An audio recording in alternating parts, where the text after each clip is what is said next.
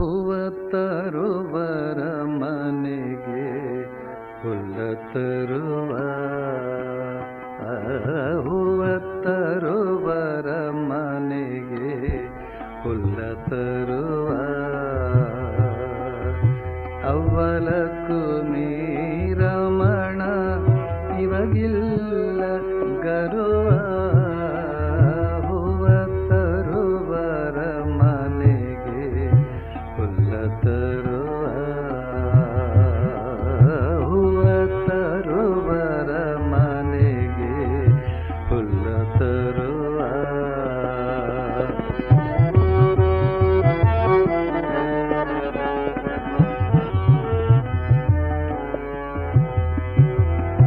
ಒಂದು ದಳ ಶ್ರೀ ತುಳಸಿ ಬಿಂದು ಗಂಗೋದಕವ, ಒಂದು ದಳ ಶ್ರೀ ತುಳಸಿ ಬಿಂದು ಗಂಗೋದಕವ, ಇಂದಿರಾರಮಣಗೆ ಅರ್ಪಿತವೆನ್ನುತ್ತ ಒಂದೇ ಮನಸ್ಸಿನಲ್ಲಿ ಸಿಂಧು ಶಯನಾಯನೆ, ಒಂದೇ ಮನಸ್ಸಿನಲ್ಲಿ ಸಿಂಧು ಶಯನಾಯನೆ, ಎಂದೆಂದು ವಸಿಪನ ಮಂದಿರದೊಳಗೆ, ಹೂವ ತರುವರ ಮನೆಗೆ ಹುಲ್ಲ ತರುವ, ಹೂವ ತರುವರ ಮನೆಗೆ ಹುಲ್ಲ ತರುವ.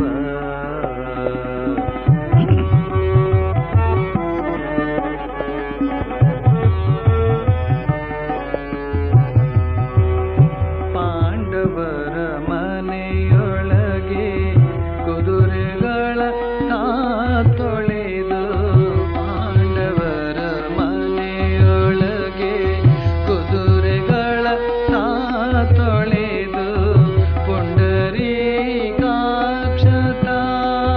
ಹುಲ್ಲನು ತಿನ್ನಿಸಿ, ಅಂಡಜವಾನ ನಮ್ಮ ಪುರಂದರ ವಿಠಲ, ಅಂಡಜವಾನ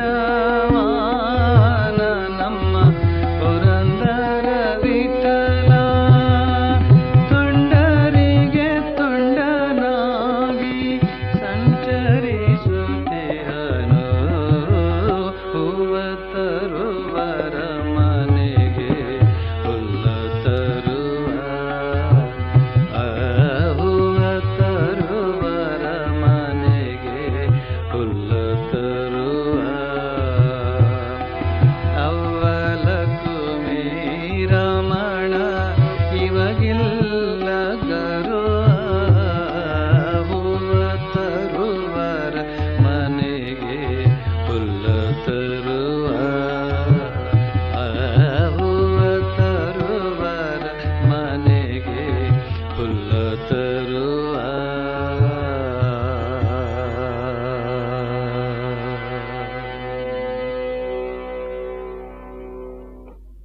ಪ್ರೀತಿಯ ಬಂಧುಗಳೇ, ಇಂದು ಒಂದು ಅದ್ಭುತವಾದಂತಹ ಪರಮಾತ್ಮ ಸಂದೇಶ ಪ್ರಸರಣದ ಕಾರ್ಯಕ್ರಮ. ಭಗವದ್ವಾಕ್ಯ, ಭಗವದ್ವಾಣಿ, ಶ್ರೀಮದ್ ಭಗವದ್ಗೀತಾ. ಇದು ಕೃಷ್ಣ ಗೀತಾ ಅಲ್ಲ, ಭಗವದ್ಗೀತಾ. ಕೃಷ್ಣ ಅಂದರೆ ಒಬ್ಬ ವ್ಯಕ್ತಿ, ಆದರೆ ಅದೇ ವ್ಯಕ್ತಿಯ ಬಾಯಿಯಿಂದ ಬಂದಂತಹ ವಾಣಿಯಾದರೂ ಕೂಡ ಪರಮಾತ್ಮನೇ ಸ್ವತಃ ಆಡಿದಂತಹ ಮಾತುಗಳು ಇವೆಲ್ಲ. ಕೃಷ್ಣಸ್ತು ಭಗವಾನ್ ಸ್ವಯಂ ಅಂತನ್ನೋದು ಒಂದು ವಿಚಾರವಾದರೆ, ಅದೇ ಕೃಷ್ಣನೇ ಹೇಳಿದ್ದಾನೆ, ಬ್ರಹ್ಮಣೋ ಹಿ ಪ್ರತಿಷ್ಠಾಹಂ, ಬ್ರಹ್ಮದಲ್ಲಿ ಪ್ರತಿಷ್ಠಿತನಾಗಿ ನಾನು ಈ ಮಾತುಗಳನ್ನೆಲ್ಲ ಹೇಳಿದ್ದೇನೆ ಅಂತ. ಇದು ಬಹಳ ಗಮನೀಯವಾದಂಥ ಅಂಶ. ಕೃಷ್ಣ ಖಂಡಿತ ಭಗವಂತ, ಆದರೆ ಆ ಪೂರ್ಣ ಬ್ರಹ್ಮ ಪರಾತ್ಪರ ಶಕ್ತಿ ಸಚಿದಾನಂದ ಅಲ್ಲಿಂದ ಬಂದಂತಹ ವಾಣಿ ಇದು ಅಂತನ್ನುವಂಥದ್ದನ್ನು ಶ್ರೀಕೃಷ್ಣ ವ್ಯಕ್ತಪಡಿಸಿದ್ದಾನೆ. ಆದ್ರಿಂದಲೇ ಇದಕ್ಕೆ ಶ್ರೀಕೃಷ್ಣವಾಣಿ ಅಂತ ಹೆಸರಿಲ್ಲ, ಇದಕ್ಕೆ ಭಗವದ್ಗೀತಾ ಅಂತಲೇ ಹೆಸರು. ಅರ್ಜುನ ಉವಾಚ ಅಂತ ಇದೆ ಇಡೀ ಭಗವದ್ಗೀತೆಯಲ್ಲಿ, ನೀವು ನೋಡ್ತೀರಿ ಅದನ್ನು. ಆದರೆ ಶ್ರೀಕೃಷ್ಣ ಉವಾಚ ಅಂತ ಅಲ್ಲಿಲ್ಲ, ಅಲ್ಲಿ ಭಗವಾನ್ ಉವಾಚ ಅಂತಿದೆ. ಇದೆಲ್ಲ ಗಮನೀಯವಾದಂಥ ಒಂದು ಅಂಶ. ಪರಮಾತ್ಮನಿಂದ ಬಂದಂತಹ ಆ ಸಂದೇಶ ಎಷ್ಟು ಅದ್ಭುತವಾದದ್ದು ಅಂತನ್ನೋದನ್ನು ನಾವು ಅರಿತುಕೊಳ್ಬೇಕಾದ್ರೆ ಆಳವಾಗಿ ಅಧ್ಯಯನ ಮಾಡಬೇಕು ಆ ಭಗವದ್ಗೀತೆಯನ್ನು. ನಾನು ರಾಮಕೃಷ್ಣ ಮಿಷನಿಗೆ ಸೇರಿ ಭಗವದ್ಗೀತೆಯನ್ನು ಅಭ್ಯಾಸ ಮಾಡಿದ್ದು ಮುಖ್ಯವಾಗಿ ಕಲ್ಕತ್ತಾದ ಬೇಲೂರು ಮಠದಲ್ಲಿ ಟ್ರೈನಿಂಗ್ ಸೆಂಟರ್ನಲ್ಲಿ 2 ವರ್ಷವೂ ನಮಗೆ ಇದನ್ನು ಅಧ್ಯಯನ ಮಾಡಿಸಿದ್ದಾರೆ. ಶಬ್ದಾರ್ಥ, ಭಾವಾರ್ಥ, ಆಮೇಲೆ ಶಂಕರಾಚಾರ್ಯರು ಮತ್ತು ಇತರ ಆಚಾರ್ಯರ ವ್ಯಾಖ್ಯಾನಗಳು, ಭಾಷ್ಯಗಳು, ಅವುಗಳ ಒಂದು ಅಧ್ಯಯನ, ಇದನ್ನೆಲ್ಲ ಮಾಡಿಸಿದ್ದಾರೆ. ಆಮೇಲೆ ಬೆಂಗಳೂರು ಆಶ್ರಮಕ್ಕೆ ಬಂದ ಮೇಲೆ, ಸನ್ಯಾಸಿಯಾದ ಮೇಲೆ, ನಮ್ಮ ರಾಮಕೃಷ್ಣ ಆಶ್ರಮದಲ್ಲಿ ಒಬ್ಬ ಸನ್ಯಾಸಿ ಆಗಬೇಕಾದ್ರೆ 9 ವರ್ಷ ದಾಟಬೇಕು. ಸನ್ಯಾಸಿ ಆಗಿಯೂ ಕೂಡ 1-2 ವರ್ಷ ಆದಮೇಲೆ ನನ್ನ ಪ್ರವಚನ ಕಾರ್ಯಕ್ರಮ ಬೆಂಗಳೂರು ಆಶ್ರಮದಲ್ಲಿ ಪ್ರಾರಂಭವಾಗಿತ್ತು. ನಾನು ಈ ಒಂದು ಭಗವದ್ಗೀತೆಯನ್ನು ಉಪನ್ಯಾಸಕ್ಕೆ ತೆಗೆದುಕೊಂಡೆ. 4.5 ವರ್ಷ ಪ್ರತಿ ಶನಿವಾರ 1 ಗಂಟೆಯ ಪ್ರಕಾರ ಉಪನ್ಯಾಸ ಮಾಡಿದೆ. ಆ 4.5 ವರ್ಷಗಳ ಕಾಲ ಇಡೀ ಭಗವದ್ಗೀತೆ ಅಂತ ಹೇಳ್ತಕ್ಕಂಥದ್ದು ನನ್ನ ಮನಸ್ಸಿನ ಒಳಕ್ಕೂ ಹೊರಕ್ಕೂ ಕೆಲಸ ಮಾಡ್ತಾ ಇತ್ತು, ಪ್ರಚೋದನೆ ಮಾಡ್ತಾ ಇತ್ತು. ಹಾಗೆ ಅಲ್ಲಿ ಅಧ್ಯಯನ, ಇಲ್ಲಿ ಪ್ರವಚನ ಮಾಡಿದ ಮೇಲೆ ಆ ಭಗವದ್ಗೀತೆ ಎಷ್ಟು ಮಹಿಮಾನ್ವಿತವಾದದ್ದು ಅಂತ ನನ್ನ ಅರಿವಿಗೆ ಬಂದದ್ದು. ಆಳವಾಗಿ ಅಧ್ಯಯನ ಮಾಡದೆ ಹೋದರೆ ಅದರ ಮಹಿಮೆ ಅರ್ಥ ಆಗೋದಿಲ್ಲ. ಭಗವದ್ಗೀತೆ ಭಗವಂತನ ವಾಣಿ, ಮಧುರವಾಣಿ ಅಂತ ನಮಗೆಲ್ಲ ಕಲ್ಪನೆ ಬರ್ಬೋದು. ಅಲ್ಲಿ ಮಧುರವಾಣಿಯೂ ಇದೆ, ಆದರೆ ಕಠೋರವಾಣಿಯೂ ಇದೆ. ಇಡೀ ಭಗವದ್ಗೀತೆಯಲ್ಲಿ ನೀವು ಹಲವೆಡೆಗಳಲ್ಲಿ ಆತ್ಮಸಂಯಮ, ಇಂದ್ರಿಯ ಸಂಯಮ, ಮನಸ್ಸಂಯಮ, ಸೆಲ್ಫ್ ಕಂಟ್ರೋಲ್, ಮನಸ್ಸಂಯಮ, ಆತ್ಮಸಂಯಮ, ಇಂದ್ರಿಯ ಸಂಯಮ, ಇವುಗಳಿಗೆ ಸಂಬಂಧಿಸಿದಂತೆ ಬಹಳಷ್ಟು ವಿಚಾರಗಳನ್ನು ಕೇಳ್ತೀರಿ. ಅಷ್ಟೇ ಅಲ್ಲ, ಶ್ರೀಕೃಷ್ಣ ಕೊಳಲು ಬಾರಿಸಿದವನು, ಅವನು ಚಾಟಿಯನ್ನು ಬಾರಿಸ್ತಾನೆ, ಚಾಟಿಯಿಂದಲೂ ಬಾರಿಸ್ತಾನೆ, ಚಾಟಿಯನ್ನು ಹಿಡಿದುಕೊಂಡಿದ್ದಾನೆ, ಚಾವಟಿ ಕೊಳಲನ್ನು ಹಿಡಿದುಕೊಂಡಿದ್ದಾನೆ. ಅವನು ಮಧುರವಾಗಿಯೂ ಮಾತನಾಡ್ತಾನೆ. ಆದರೆ ಶಿಸ್ತಿಗೆ ಅನುಸಾರವಾದಂತಹ ಜೀವನವನ್ನು ನಡೆಸದೆ ಅಧರ್ಮವನ್ನು ಹತ್ತಿಕ್ಕುವ ದಿಸೆಯಲ್ಲಿ ಕಾರ್ಯಪ್ರವೃತ್ತರಾಗದೆ ಕರ್ತವ್ಯ ಶೂನ್ಯರಾದಂಥವರ ವಿಷಯದಲ್ಲಿ ಅವನು ಚಾಟಿ ಏಟಿನಂತಹ ಮಾತುಗಳನ್ನು ಆಡಿದ್ದಾನೆ. ಪಾಂಚಜನ್ಯ ಸದೃಶವಾದಂತಹ ಮಾತುಗಳನ್ನು ಆಡಿದ್ದಾನೆ. ಕ್ಲೈಬ್ಯಮಾಸ್ಮಗಮಃ ಪಾರ್ಥ ನೈತತ್ವಯ್ಯುಪಪದ್ಯತೆ ಕ್ಷುದ್ರಂ ಹೃದಯ ದೌರ್ಬಲ್ಯಂ ತ್ಯಕ್ತೋತ್ತಿಷ್ಠ ಪರಂತಪ. ಷಂಡತನದ ಮಾತುಗಳನ್ನು ಆಡಬೇಡ, ವೈರಿಗಳನ್ನು ಸಂಹರಿಸುವ ಕಾರ್ಯದಲ್ಲಿ ಪ್ರವರ್ತನಾಗು ಇತ್ಯಾದಿ. ಮಹಾತ್ಮ ಶ್ರೀಕೃಷ್ಣ ಅವನ ಬಾಯಿಯಿಂದ ವಜ್ರ ಸದೃಶವಾದಂತಹ ಕಠೋರ ವಾಕ್ಯಗಳೂ ಬರುತ್ತವೆ, ಕುಸುಮಕ್ಕಿಂತಲೂ ಕೋಮಲವಾದಂತಹ ಮಾತುಗಳು ಬರುತ್ತವೆ. ಮಹಾತ್ಮರು, ಪ್ರತಿಭಾವಂತರು, ಇವರಲ್ಲಿರುವಂಥ ಅತ್ಯಂತ ಶ್ರೇಷ್ಠವಾದಂತಹ ಗುಣಗಳು ಅಂದರೆ ಇವೆರಡು. ಈ ಕುರಿತಾಗಿ ನಾನೊಂದು ಲೇಖನ ಬರೆದಿದ್ದೇನೆ, ನಿಮ್ಮೆಲ್ಲರ ಅನುಮತಿಯ ಮೇರೆಗೆ ಒಂದು 5-6 ನಿಮಿಷಗಳ ಕಾಲದ ಈ ಲೇಖನ ಓದ್ತೇನೆ. ಈ ಲೇಖನದ ಹೆಸರೇ ವಜ್ರಕ್ಕಿಂತಲೂ ಕಠೋರ, ಕುಸುಮಕ್ಕಿಂತಲೂ ಕೋಮಲ ಅಂತ. ಹೀಗೆ ಪ್ರಾರಂಭ ಆಗುತ್ತದೆ. ಶ್ರೀಲಲಿತಾ ಸಪ್ತಶತಿಯಲ್ಲಿ ದೇವತೆಗಳು ಮಾಡುವ ದೇವಿ ಸ್ತುತಿಯೊಂದಿದೆ. ಅದರಲ್ಲಿ ಒಂದು ಮಾತು ಹೀಗಿದೆ: ಚಿತ್ತೇ ಕೃಪಾ ಸಮರ ನಿಷ್ಠುರತಾ ಚ ದೃಷ್ಟ. ಎಂದರೆ, ಹೇ ದೇವಿ, ನಿನ್ನ ಚಿತ್ತದಲ್ಲಿ ಕೃಪೆ ಇರುವಂತೆ ಸಮರ ನಿಷ್ಠುರತೆ ಇರುವುದು ಕಾಣುತ್ತದೆ ಎಂದು. ಮನಸ್ಸು ಒಂದೇ ಆದರೂ ಅದು ಕೃಪೆಯನ್ನೂ ಹರಿಸಬಲ್ಲುದು, ಕಠೋರವಾಗಿಯೂ ಇರಬಲ್ಲುದು. ಒಂದು ಸುಭಾಷಿತವಿದೆ: ವಜ್ರಾದಪಿ ಕಠೋರಾಣಿ ಮೃದೂನಿ ಕುಸುಮಾದಪಿ ಲೋಕೋತ್ತರಾಣಾಂ ಚೇತಾಂಸಿ ಕೋಹಿ ಜ್ಞಾತುಂ ಅರ್ಹತಿ. ಎಂದರೆ, ಮಹಾತ್ಮರ ಮನಸ್ಸನ್ನು ಯಾರು ತಾನೇ ಅರಿಯಬಲ್ಲರು? ಅದು ವಜ್ರಕ್ಕಿಂತಲೂ ಕಠೋರವಾಗಿ ವರ್ತಿಸಬಲ್ಲುದು, ಕುಸುಮಕ್ಕಿಂತಲೂ ಕೋಮಲವಾಗಿ ಇರಬಲ್ಲುದು. ನಿಜಕ್ಕೂ ಇದೊಂದು ಆಲೋಚನೀಯ ಅಂಶ. ಜಗನ್ಮಾತೆಯೇ ಆಗಲಿ, ಮಹಾತ್ಮರೇ ಆಗಲಿ, ಅವರು ಸದಾ ಕರುಣಾಮಯರಾಗಿ ಇರಬೇಕಾದವರಲ್ಲವೇ? ಕರುಣೆ ಇರುವಲ್ಲಿ ಕಠೋರತೆ ಇರಲು ಸಾಧ್ಯವೇ? ಕಠೋರತೆ ಇರುವಲ್ಲಿ ಕರುಣೆ ಇರಲು ಹೇಗೆ ಸಾಧ್ಯ? ಆದರೆ ನಾವಿಲ್ಲಿ ತಿಳಿದುಕೊಳ್ಳಬೇಕಾದುದು ಹೀಗೆ: ಅಸುರರೊಂದಿಗೆ ಸಮರಗೈದು ಅವರ ದುಷ್ಟತನವನ್ನು ದಮನ ಮಾಡುವ ಕಾಲದಲ್ಲಿ ಮಾತ್ರವೇ ಜಗನ್ಮಾತೆ ನಿಷ್ಠುರಳಾಗಿಯೂ ಕಠೋರಳಾಗಿಯೂ ಕಂಡುಬರುತ್ತಾಳೆ. ಹಾಗೆಯೇ ಅವಳ ದಿವ್ಯ ಸಂತಾನರಾದ ಮಹಾತ್ಮರು ಕೂಡ ದೌರ್ಜನ್ಯ, ದುರಾಚಾರ, ದುರ್ನಡತೆಗಳ ವಿಷಯದಲ್ಲಿ ಮಾತ್ರವೇ ಸಿಡಿದೇಳುತ್ತಾರೆ. ಅಲ್ಲದೆ ಮಹಾತ್ಮರ ವಿಷಯದಲ್ಲಿ ಇನ್ನೊಂದು ಬಹುಮುಖ್ಯ ಅಂಶವಿದೆ.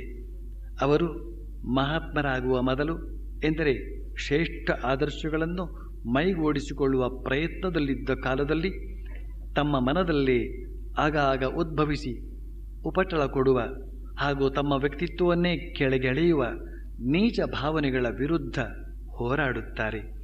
ಅವುಗಳ ಹುಟ್ಟಡಗಿಸಲು ಯತ್ನಿಸುತ್ತಾರೆ. ಅಷ್ಟೇ ಅಲ್ಲ, ಅಂತಹ ನೀಚ ಭಾವನೆಗಳ ಉಗಮಕ್ಕೆ ಕಾರಣವಾದ ತಮ್ಮ ಮನಸ್ಸನ್ನು ಕಠಿಣವಾದ ಶಿಕ್ಷೆಗೆ ಗುರಿಪಡಿಸುತ್ತಾರೆ. ಕೆಲ ದಿನಗಳವರೆಗೆ ಅಥವಾ ಕೆಲ ತಿಂಗಳ ಕಾಲ ಮೌನ ವ್ರತವನ್ನು ಆಚರಿಸುವುದು, ವಾರಕ್ಕೊಮ್ಮೆಯೋ ಪಕ್ಷಕ್ಕೊಮ್ಮೆಯೋ ಉಪವಾಸದಿಂದಿರುವುದು, ಒರಟು ಚಾಪೆಯ ಮೇಲೆ ಮಲಗುವುದು, ಇವೇ ಮೊದಲಾದ ತಪೋರೂಪದ ಶಿಕ್ಷೆಯನ್ನು ತಮಗೆ ತಾವೇ ವಿಧಿಸಿಕೊಳ್ಳುತ್ತಾರೆ. ಇವುಗಳಲ್ಲದೆ ಬಹುಜನರ ಹಿತಕ್ಕಾಗಿ ಸೇವಾ ನಿರತರಾಗಿರುವಾಗ ಸಹಜವಾಗಿಯೇ ಬರಬಹುದಾದ ನಿಂದೆ ಟೀಕೆಗಳನ್ನು ವಿನಯದಿಂದ ಸಹಿಸಿಕೊಳ್ಳುವ ವಿಶೇಷ ನಿಯಮವನ್ನು ಪಾಲಿಸುತ್ತಾರೆ. ಹೀಗೆ ಮಹತ್ತರವಾದ ಆದರ್ಶಗಳ ಪಾಲನೆಯ ದಿಸೆಯಲ್ಲಿ ತಮ್ಮನ್ನು ತಾವು ಕಠಿಣವಾಗಿ ನಡೆಸಿಕೊಳ್ಳುತ್ತಾರೆ. ಈ ಬಗೆಯ ಕಠೋರತೆಯೇ ಕಾಲಕ್ರಮದಲ್ಲಿ ಅವರನ್ನು ಆದರ್ಶ ವ್ಯಕ್ತಿಗಳನ್ನಾಗಿಸುತ್ತದೆ, ಮಹಾತ್ಮರನ್ನಾಗಿಸುತ್ತದೆ. ಆಲೋಚಿಸಿ ನೋಡಿದಾಗ ನಮ್ಮ ವೈಯಕ್ತಿಕ ಜೀವನದ ಯಶಸ್ಸಿಗೂ ಸಾಮೂಹಿಕ ಜೀವನದ ಸುಭದ್ರತೆಗೂ ಅತ್ಯಂತ ಅವಶ್ಯಕವಾದವುಗಳು ಈ 2 ಗುಣಗಳು: ಚಿತ್ತದಲ್ಲಿ ಕೃಪೆ, ಸಮರದಲ್ಲಿ ನಿಷ್ಠುರತೆ. ಸಮರವೆಂದರೆ ಇಲ್ಲಿ ನಮ್ಮಲ್ಲಿರಬಹುದಾದ ನೀಚ ಗುಣಗಳನ್ನು ಹತ್ತಿಕ್ಕುವುದಕ್ಕಾಗಿ ಹಾಗೂ ಪ್ರಬಲ ಪ್ರಲೋಭನೆಗಳನ್ನು ಎದುರಿಸುವುದಕ್ಕಾಗಿ ಮಾಡುವ ಪ್ರಯತ್ನ. ನಮ್ಮ ವಿಷಯದಲ್ಲಿ ನಾವು ಕರುಣೆಯಿಂದಿರಬೇಕು ಎಂಬ ಅಂಶವನ್ನು ನಮಗೆ ಯಾರೂ ಹೇಳಿಕೊಡಬೇಕಾಗಿಲ್ಲ. ಏಕೆಂದರೆ ಮನುಷ್ಯ ಲೋಕದಲ್ಲಿ ಸ್ವಾರ್ಥ ಪ್ರೀತಿ ಅಥವಾ ಸ್ವಾರ್ಥ ಪ್ರೇಮ ಎಂಬುದು ಸಹಜ ಧರ್ಮವೆಂಬಷ್ಟರ ಮಟ್ಟಿಗೆ ರೂಢ ಮೂಲವಾಗಿದೆ. ಆದರೆ ನಮ್ಮ ದೋಷ ದೌರ್ಬಲ್ಯಾದಿಗಳನ್ನು ತಿದ್ದಿಕೊಳ್ಳುವ ವಿಷಯದಲ್ಲಿ ನಾವು ಕಠೋರರಾಗಿರಬೇಕು, ನಿಷ್ಠುರರಾಗಿರಬೇಕು ಎಂಬ ಅಂಶವನ್ನು ಮಾತ್ರ ಮಹಾತ್ಮರ ಜೀವನದಿಂದ ಕಲಿತುಕೊಳ್ಳದೆ ಬೇರೆ ದಾರಿ ಇಲ್ಲ.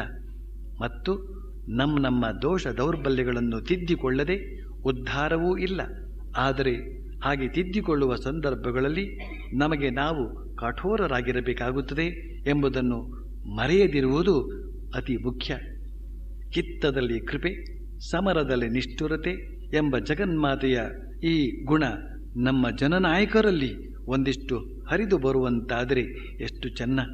ಜನನಾಯಕರು ಜನತೆಯ ವಿಷಯದಲ್ಲಿ ನಿಷ್ಠುರರಾಗಿಯೂ ಸ್ವಾರ್ಥದ ವಿಷಯದಲ್ಲಿ ಕೋಮಲರಾಗಿಯೂ ಇರುವ ನಿಂದನೀಯ ಸ್ಥಿತಿಯಿಂದ ಹೊರಬಂದು ಜನತೆಯಲ್ಲಿ ಸಹಾನುಭೂತಿಯಿಂದ ಕರ್ತವ್ಯ ನಿರ್ವಹಣೆಯಲ್ಲಿ ನಿಷ್ಠುರತೆಯಿಂದ ಇರಲು ಸಾಧ್ಯವಾದರೆ ಸಮಸ್ತ ರಾಷ್ಟ್ರದಲ್ಲಿ ಒಂದು ಪವಾಡವೇ ನಡೆದೀತು.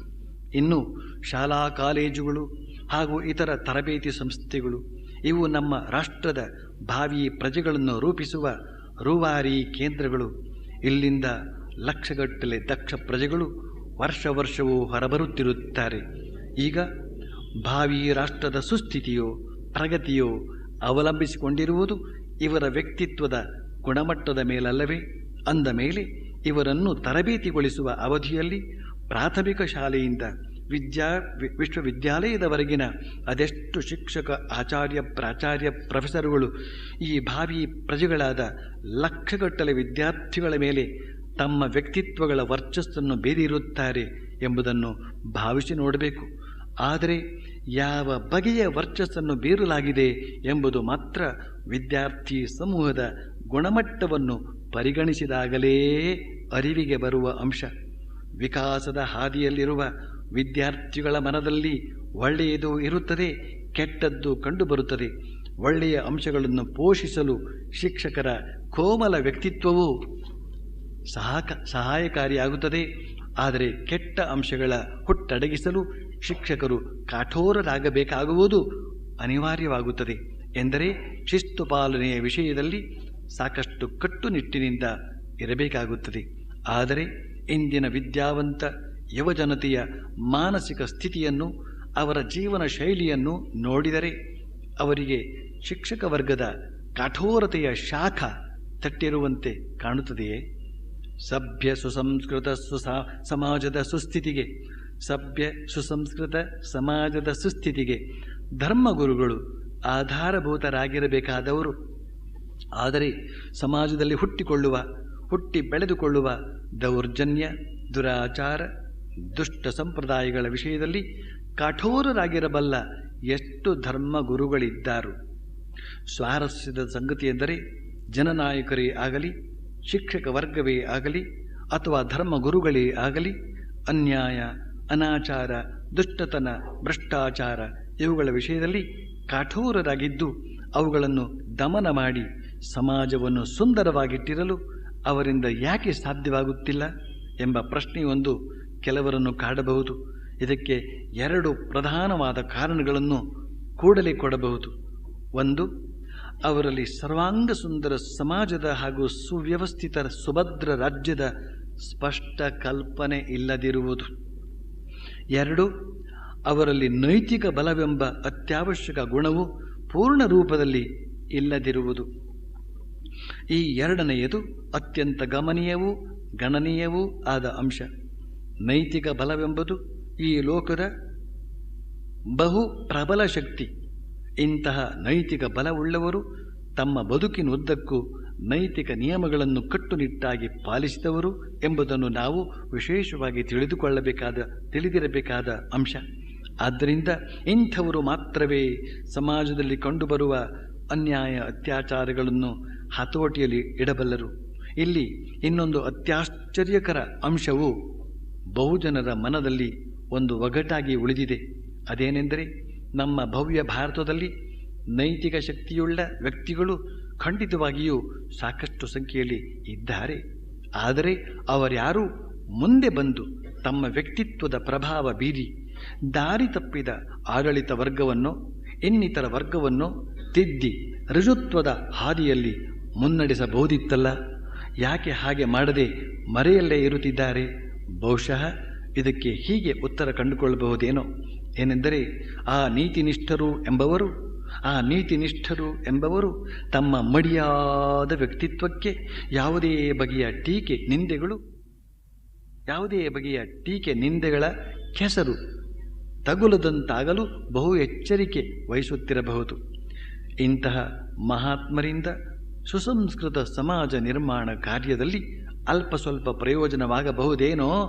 ಆದರೆ ಗಾಂಧೀಜಿಯವರಂತಹ ಮಹಾತ್ಮರು ತಮ್ಮ ವ್ಯಕ್ತಿತ್ವವನ್ನು ರೂಪಿಸಿಕೊಳ್ಳುವ ದಿಸೆಯಲ್ಲಿ ನಡೆಸಿದ ಹೋರಾಟದೊಂದಿಗೆ ಸಮಸ್ತ ರಾಷ್ಟ್ರವನ್ನು ದಾಸ್ಯ ಶೃಂಖಲೆಯಿಂದ ಮುಕ್ತವಾಗಿಸಿ ಸರ್ವತಂತ್ರ ಸ್ವತಂತ್ರವನ್ನಾಗಿಸಲು ಶ್ರಮಿಸುವಾಗ ಎಂತೆಂಥ ಬೀಭತ್ಸ ಪ್ರಸಂಗಗಳನ್ನು ಎದುರಿಸಬೇಕಾಯಿತು, ಎಂತೆಂಥ ಕಟು ಟೀಕೆ ನಿಂದೆಗಳನ್ನು ನುಂಗಬೇಕಾಯಿತು. ಇನ್ನು ಅದಕ್ಕೂ ಮೊದಲು ಸ್ವಾಮಿ ವಿವೇಕಾನಂದರು ಆ ಪ್ರಭು ರಾಷ್ಟ್ರಕ್ಕೆ ಪಯಣಗೈದು ಅಂದಿನ ದಾಸ್ಯ ರಾಷ್ಟ್ರವಾಗಿದ್ದ ನಮ್ಮ ಭಾರತದ ಭವ್ಯ ಸಂಸ್ಕೃತಿ ಪರಂಪರೆಯನ್ನು ಜಗತ್ ಪ್ರಸಿದ್ಧಗೊಳಿಸಿದ ಕಾಲದಲ್ಲಿ ಅನುಭವಿಸಿದ ಅಮಾನುಷ ಅವಮಾನ ಹಾಗೂ ಅನಾನುಕೂಲತೆಗಳು ಕಡಿಮೆಯೇ? ಹಾಗೂ ಅದೇ ಭಾರತಕ್ಕೆ ಹಿಂತಿರುಗಿ ಇಲ್ಲಿ ಆಲಸ್ಯ ಅಜ್ಞಾನದಲ್ಲಿ ಮಲಗಿದ್ದ ತಮ್ಮ ತಾಯ್ನಾಡನ್ನು ಬಡಿದೆಬ್ಬಿಸುವ ಭಗೀರಥ ಯತ್ನ ಮಾಡತೊಡಗಿದ ಸಂದರ್ಭಗಳಲ್ಲಿ ಪಟ್ಟ ಪಾಡು ಸಾಮಾನ್ಯವಾದುದೇ. ಸಕಲ ಮಹಾತ್ಮರಿಗೂ ಹೃತ್ಪೂರ್ವಕ ನಮನಗಳು ಅಂತ ಹೀಗೊಂದು ಲೇಖನವನ್ನು ಬರೆದೆ ಬೆಳಗಾಂನಲ್ಲಿ. ಸುಮ್ಮನೆ ಆ ಒಂದು ನಮ್ಮ ಭಾಸ್ಕರ್ ಭಾಳ ಚೆನ್ನಾಗಿ ಹೇಳಿದರು, ಸುಮ್ಮನೆ ಚಪ್ಪಾಳೆ ಹಾಕ್ತಿರ್ತೀರಿ ಅಂತ. ಭಾಳ ಚೆನ್ನಾಗಿದೆ ಅದು. ಅಲ್ಲೇ ಪಕ್ಕದಲ್ಲೇ ಕೂತಿದ್ದಾರೆ. ಸುಮ್ಮನೆ ಹೀಗೆ ಕುಳಿತಿದ್ದಾಗ ಈ ಒಂದು ಮಾತು ನೆನಪಿಗೆ ಬಂತು, ಮಹಾತ್ಮರ ಮಾನಸಿಕ ಸ್ಥಿತಿ. ಅದರ ಕುರಿತಾಗಿ ಯಾಕೆ ವಿವರವಾಗಿ ಬರೀಬಾರದು ಅಂತ ಅನಿಸ್ತು. ಕುಳಿತುಕೊಂಡು ಬರೆದರೆ ಇಲ್ಲಿ ಓದಬೇಕು ಅಂತ ಯಾಕೆ ಅನಿಸ್ತು ಅಂತ ಹೇಳಿದರೆ, ನಾನು ಹೀಗೆ ಬರೆದಿದ್ದೇನೆ ನೋಡಿ ಅಂತ ಕೇವಲ ಅಷ್ಟೇ ಉದ್ದೇಶ ಅಲ್ಲ. ಇಲ್ಲಿ ಧ್ಯಾನಯೋಗ ಅಂತನ್ನುವ ಭಗವಂತನ ಒಂದು ದಿವ್ಯ ಬೋಧನೆ, ಆತ್ಮೋದ್ಧಾರದ ಬೋಧನೆ ಕಂಡುಬರುತ್ತದೆ. ಧ್ಯಾನದ ಬಗ್ಗೆ ಎಲ್ಲರಿಗೂ ಒಂದು ಬಗೆಯ ಪ್ರೀತಿ ಇದೆ, ಅಥವಾ ಇನ್ನೂ ಹೇಳಬೇಕು ಅಂದರೆ ಒಂದು ಬಗೆಯ ಮೋಹ ಉಂಟಾಗಿದೆ. ಯಾರತ್ರ ಕೇಳಿದರೂ ಕೂಡ ಧ್ಯಾನ ಮಾಡಬೇಕು ಅಂತನ್ನುವ ತಮ್ಮ ಲವಲವಿಕೆಯನ್ನು ತಿಳಿಸ್ತಾರೆ ಅವರು. ಆದರೆ ಸ್ವಾಮಿ ಬ್ರಹ್ಮಾನಂದಜಿ ಅಂದರೆ ಶ್ರೀರಾಮಕೃಷ್ಣರ 16 ಜನ ಸನ್ಯಾಸಿ ಶಿಷ್ಯರಲ್ಲಿ ಒಬ್ಬರಾದಂತಹ ಸ್ವಾಮಿ ಬ್ರಹ್ಮಾನಂದರು ಅವರ ಬಳಿಗೆ ಹೋಗಿ ಧ್ಯಾನದ ಬಗ್ಗೆ ಒಬ್ಬ ಯುವಕ ಕೇಳಿದಾಗ ಅವರು ಇದ್ದಕ್ಕಿದ್ದಂತೆ ಒಂದು ಎಚ್ಚರಿಕೆಯ ಮಾತನ್ನು ಹೇಳಿದರು. ನೀನೇನೋ ಧ್ಯಾನ ಮಾಡಬೇಕು ಅಂತ ಅಪೇಕ್ಷೆ ಪಡಬಹುದು, ಆದರೆ ನಿನಗೆ ಗೊತ್ತಿದೆಯಾ ಅದು ಅಷ್ಟಾಂಗ ಯೋಗದ 7ನೇ ಮೆಟ್ಟಿಲು ಅಂತ. ಅಷ್ಟಾಂಗ ಯೋಗದ 7ನೇ ಮೆಟ್ಟಿಲು ಅಂತ. ಹಾಗಾದರೆ ಮೊದಲನೇ ಮೆಟ್ಟಿಲು ಯಾವುದು? ಯಮ, ನಿಯಮ, ಆಸನ, ಪ್ರಾಣಾಯಾಮ, ಪ್ರತ್ಯಾಹಾರ, ಧಾರಣ, ಆಮೇಲೆ ಧ್ಯಾನ, ಆಮೇಲೆ ಸಮಾಧಿ. ನೀನು 7ನೇ ಮೆಟ್ಟಿಲನ್ನು ಮೊದಲನೇ ಸಲಕ್ಕೆ ಹತ್ತಬೇಕು ಅಂತ ಇಷ್ಟಪಡ್ತಾ ಇದೆಯಲ್ಲ, ಯಮನ ನಿಯಮದ ಬಗ್ಗೆ ನೀನೇನು ಕೇಳ್ತಲೇ ಇಲ್ವಲ್ಲ ಅಂತ. ಶ್ರೀಕೃಷ್ಣ ಈ ಯಮ ನಿಯಮಕ್ಕೆ ಸಂಬಂಧಪಟ್ಟಂತೆ ಎಷ್ಟು ಅದ್ಭುತವಾದ ರೀತಿಯಲ್ಲಿ ಹೇಳಿದ್ದಾನೆ. ಈ ಯಮ ನಿಯಮ ಅಂತ ಹೇಳಿದರೆ ಆತ್ಮಸಂಯಮ, ಅಹಿಂಸಾ, ಸತ್ಯ, ಅಸ್ತೇಯ, ಬ್ರಹ್ಮಚರ್ಯ, ಅಪರಿಗ್ರಹ. ಇದು ಯಮ. ನಿಯಮ ಅಂತಂದರೆ ಶೌಚ, ಸಂತೋಷ, ತಪಸ್ಸು, ಸ್ವಾಧ್ಯಾಯ, ಈಶ್ವರ ಪ್ರಣಿಧಾನ. ಇಷ್ಟು ಅಂಶಗಳನ್ನು ಸರಿಯಾದ ರೀತಿಯಲ್ಲಿ ನಮ್ಮ ನಿತ್ಯ ಜೀವನದಲ್ಲಿ ಪಾಲಿಸಿಕೊಂಡು ನಮ್ಮ ಅಂತಃಶಕ್ತಿಯನ್ನು ವೃದ್ಧಿಗೊಳಿಸಿಕೊಂಡು ಆಮೇಲೂ ಕೂಡ ಪ್ರಾಣಾಯಾಮ ಮಾಡಿಕೊಂಡು ಧಾರಣ ಧರಿಸುವಂತಹ ಸಾಮರ್ಥ್ಯ, ಮನಸ್ಸಿನಲ್ಲಿ ಆ ಉನ್ನತವಾದಂಥ ಯೋಗ ಮಾರ್ಗವನ್ನು ನೆನಪಿಟ್ಟುಕೊಂಡು ಪ್ರತಿಯೊಂದು ಕ್ಷಣದಲ್ಲೂ ಅದನ್ನು ಅನುಸರಿಸುವಂತಹ ಸಾಮರ್ಥ್ಯ, ಆ ಬಗೆಯ ಧಾರಣ ಶಕ್ತಿ ಅದೆಲ್ಲ ಬೆಳೆದ ಮೇಲೆಯೇ ಅವನಿಗೆ ಧ್ಯಾನ ಅಂತ ಹೇಳ್ತಕ್ಕಂಥದ್ದು ಅತ್ಯಂತ ಸಹಜವಾಗಿ ಸಿದ್ಧಿಸ್ತದೆ. ಆದ್ದರಿಂದ ಇಲ್ಲಿ ಶ್ರೀಕೃಷ್ಣ ಅಂತ ಒಂದು ಅದ್ಭುತವಾದಂತಹ ಕಾರ್ಯಪ್ರಣಾಳಿಯನ್ನು, ಯೋಗ ಪ್ರಣಾಳಿಯನ್ನು ತಿಳಿಸ್ತಾ ಇದ್ದಾನೆ. ಆಗಮ ಅಂತ ಒಂದಿದೆ, ವೇದ. ಅನುಷ್ಠಾನ ಅಂತ ಮತ್ತೊಂದು ಶಬ್ದ ಇದೆ. ಅನುಭವ ಅಂತ ಮತ್ತೊಂದು ಶಬ್ದ ಇದೆ. ಆಗಮ ಅಂದರೆ ಎಲ್ಲ ಶಾಸ್ತ್ರಗಳ ಸಮಾಗಮ ಅಲ್ಲಿ. ಆ ಶಾಸ್ತ್ರಗಳೆಲ್ಲವೂ ಕೂಡ ಯೋಗ ಮಾರ್ಗವನ್ನು ನಮಗೆ ಬಗೆ ಬಗೆಯಾಗಿ ಬೋಧಿಸುತ್ತವೆ. ಆ ಬೋಧನೆಯನ್ನು ಮೊದಲು ಕೇಳಬೇಕು, ಕೇಳಿದ ಮೇಲೆ ಅನುಷ್ಠಾನ ಮಾಡಬೇಕು, ಮನನ ಮಾಡಬೇಕು ಮತ್ತು ಅನುಷ್ಠಾನ ಮಾಡಬೇಕು. ಆಮೇಲೆಯೇ ಅನುಭವ. ಸರ್ವರೂ ಸಾಧಕರೇ, ಸರ್ವರೂ ಬೋಧಕರೇ, ಜೀವನ ಪರೀಕ್ಷೆ ಬಂದು ಇದುರು ನಿಲುವನಕ ಭಾವ ಮರ್ಮಂಗಳು ಹೇಳುವಾಗ ತಳದಿಂದ ದೇವರೇ ಗತಿಯಾಗ ಮಂಕುತಿಮ್ಮ ಅಂತ. ಎಲ್ಲರೂ ಸಾಧನೆಯ ವಿಷಯದಲ್ಲಿ ಬೋಧನೆ ಮಾಡುವಾಗ ಎಲ್ಲಿಲ್ಲದ ಪರಾಕ್ರಮದಿಂದ ಪರೋಪದೇಶ ಪಾಂಡಿತ್ಯದಿಂದ ಅವರು ಕಂಗೊಳಿಸ್ತಾರೆ, ಮಾಡ್ತಾರೆ. ಆದರೆ ಅದನ್ನು ತಮ್ಮ ಜೀವನದಲ್ಲಿಯೇ ಅನುಷ್ಠಾನಕ್ಕೆ ತಂದುಕೊಳ್ಳಬೇಕು ಅಂತಿರುವ ಸಂದರ್ಭದಲ್ಲಿ ಬಹಳ ದೊಡ್ಡ ಸೊನ್ನೆ. ಶ್ರೀರಾಮಕೃಷ್ಣ ಅದನ್ನು ಬಹಳ ಸ್ವಾರಸ್ಯವಾಗಿ ಹೇಳಿದ್ದಾರೆ. ಗಿಳಿಗೆ ರಾಮ ರಾಮ ರಾಮ ಅಂತ ಹೇಳಿಕೊಡ್ಲಾಗ್ತದೆ, ಅದು ಕೂಡ ಕಲ್ತ್ಕೊಳ್ತದೆ. ಬಂದವರ ಮುಂದೆಲ್ಲ ಹೇಳ್ತದೆ ರಾಮ ರಾಮ ರಾಮ ಅಂತ. ಎಷ್ಟು ದೊಡ್ಡ ಭಕ್ತ ಅಪ್ಪ ಈ ಗಿಳಿ ಅಂತ ಅಂದ್ಕೊಳ್ಬೇಕು. ಆದರೆ ಆ ಪಂಜರದಿಂದ ಹೊರಕ್ಕೆ ಬಂದು ಅದೇ ಸಮಯಕ್ಕೆ ಒಂದು ಬೆಕ್ಕು ಬಂದು ಅದರ ಕತ್ತನ್ನು ಹಿಡಿದಾಗ ಅದು ರಾಮ ಅನ್ನೋದಿಲ್ಲ, ಬದಲಾಗಿ ಕ್ಯಾ ಕ್ಯಾ ಅಂತ ಹೇಳ್ತದೆ ಅಂತ. ಅಲ್ಲಿ ಹೋಯ್ತು. ಆ ಕಷ್ಟ ಕಾಲ ಬಂದಾಗಲೂ ಕೂಡ ಅವನು ರಾಮ ಅಂತ ಹೇಳಿದರೆ ತಕ್ಷಣವೇ ರಾಮನ ಅನುಗ್ರಹ ಅದಕ್ಕೆ ಆಗ್ತದೆ. ಇಂಥದ್ದನ್ನು ನಾವು ತಿಳ್ಕೊಳ್ಬೇಕಾಗ್ತದೆ. ಶ್ರೀರಾಮಕೃಷ್ಣ ಇನ್ನೊಂದು ಮಾತನ್ನು ಹೇಳಿದರು, ಬಗೆ ಬಗೆಯ ಭಕ್ಷ್ಯ ಭೋಜ್ಯಗಳ ಕುರಿತು ಅರಿಯುವುದು ಬೌದ್ಧಿಕ ಜ್ಞಾನ, ಅವುಗಳನ್ನು ರುಚಿಕಟ್ಟಾಗಿ ತಯಾರಿಸುವುದು ಅನುಷ್ಠಾನ, ತಟ್ಟೆಗೆ ಬಡಿಸಿಕೊಂಡು ಹೊಟ್ಟೆ ತುಂಬ ತಿಂದು ಪುಷ್ಟಿಯಾಗಿ ಬೆಳೆಯುವುದೇ ಅನುಭವ ಅಂತ. ಶ್ರೀರಾಮಕೃಷ್ಣ ಇನ್ನೊಂದು ಮಾತು ಹೇಳ್ತಾರೆ, ಬಂಗಿ ಸೊಪ್ಪು ಅಂತ ಹೇಳ್ತಾ ಇದ್ರೆ ನೆಶ ಮತ್ತು ಏರ್ತದೇನು. ಬಂಗಿ ಸೊಪ್ಪು ತರಬೇಕು, ಚೆನ್ನಾಗಿ ಅದನ್ನು ಅರಿಬೇಕು, ಪಾನಕ ಮಾಡ್ಕೊಂಡು ಕುಡಿಬೇಕು, ಆಗ ನೆಶ ಏರ್ತದೆ ಅಂತ. ಈ ನೆಶ ಏರೋ ವಿಷಯದಲ್ಲಿ ಶ್ರೀರಾಮಕೃಷ್ಣ ಸ್ವಲ್ಪ ಜಾಸ್ತಿ ಹೇಳ್ತಾ ಇರ್ತಾರೆ. ಅದು ಇವತ್ತಿನ ಯೋಗಕ್ಕೆ ಬಹಳ ಸರಿಯಾದ ಒಂದು ಉದಾಹರಣೆ. ಆ ಅನುಭವ ಹೆಚ್ಚಿನವರಿಗೆ ಇರುತ್ತೆ. ಅಂತೂ ಈ ಒಂದು ಬಂಗಿ ಸೊಪ್ಪಿನ ಉದಾಹರಣೆ ಯಾತಕೊಳ್ತಾರೆ ಅಂದರೆ, ಸಾಧುಗಳು, ಹಿಮಾಲಯ ಪ್ರದೇಶದಲ್ಲಿರ್ತಕ್ಕಂಥ ಸಾಧುಗಳು ಸಾಧನೆಯಲ್ಲಿ ಮುಂದುವರಿಯುವುದಕ್ಕೆ, ಧ್ಯಾನದಲ್ಲಿ ನಿರತರಾಗೋದಕ್ಕೆ ಈ ಮತ್ತಿನ ಸಹಾಯವನ್ನು ಉಪಯೋಗಿಸ್ಕೊಳ್ತಾರೆ. ಅದಕ್ಕೋಸ್ಕರ ಬಂಗಿ ಸೊಪ್ಪನ್ನು ಅವರು ಉಪಯೋಗಿಸ್ಕೊಳ್ತಾರೆ. ಆದರೆ ಕೇವಲ ಬಂಗಿ ಸೊಪ್ಪನ್ನು ಸೇವಿಸಿದರೆ ಮತ್ತು ಏರ್ತದೆ ಅಂಥೇಳಿ ಮತ್ತೆ ಹೇಳಿದರೂ ಕೂಡ ಮತ್ತೇನು ಏರೋದಿಲ್ಲ. ಅದನ್ನು ತರಬೇಕು, ಪಾನಕ ಮಾಡಿ ಕುಡಿಯಬೇಕು ಅಂತನೋ ಈ ಮಾತನ್ನು ಹೇಳ್ತಾರೆ. ಅಂದರೆ ಏನರ್ಥ? ಸಾಧನೆಯಲ್ಲಿ ತೊಡಗಬೇಕು ಅಂತ. ಆಧ್ಯಾತ್ಮಿಕ ಅನುಭವದ ಮೂಲಕ ದಿವ್ಯ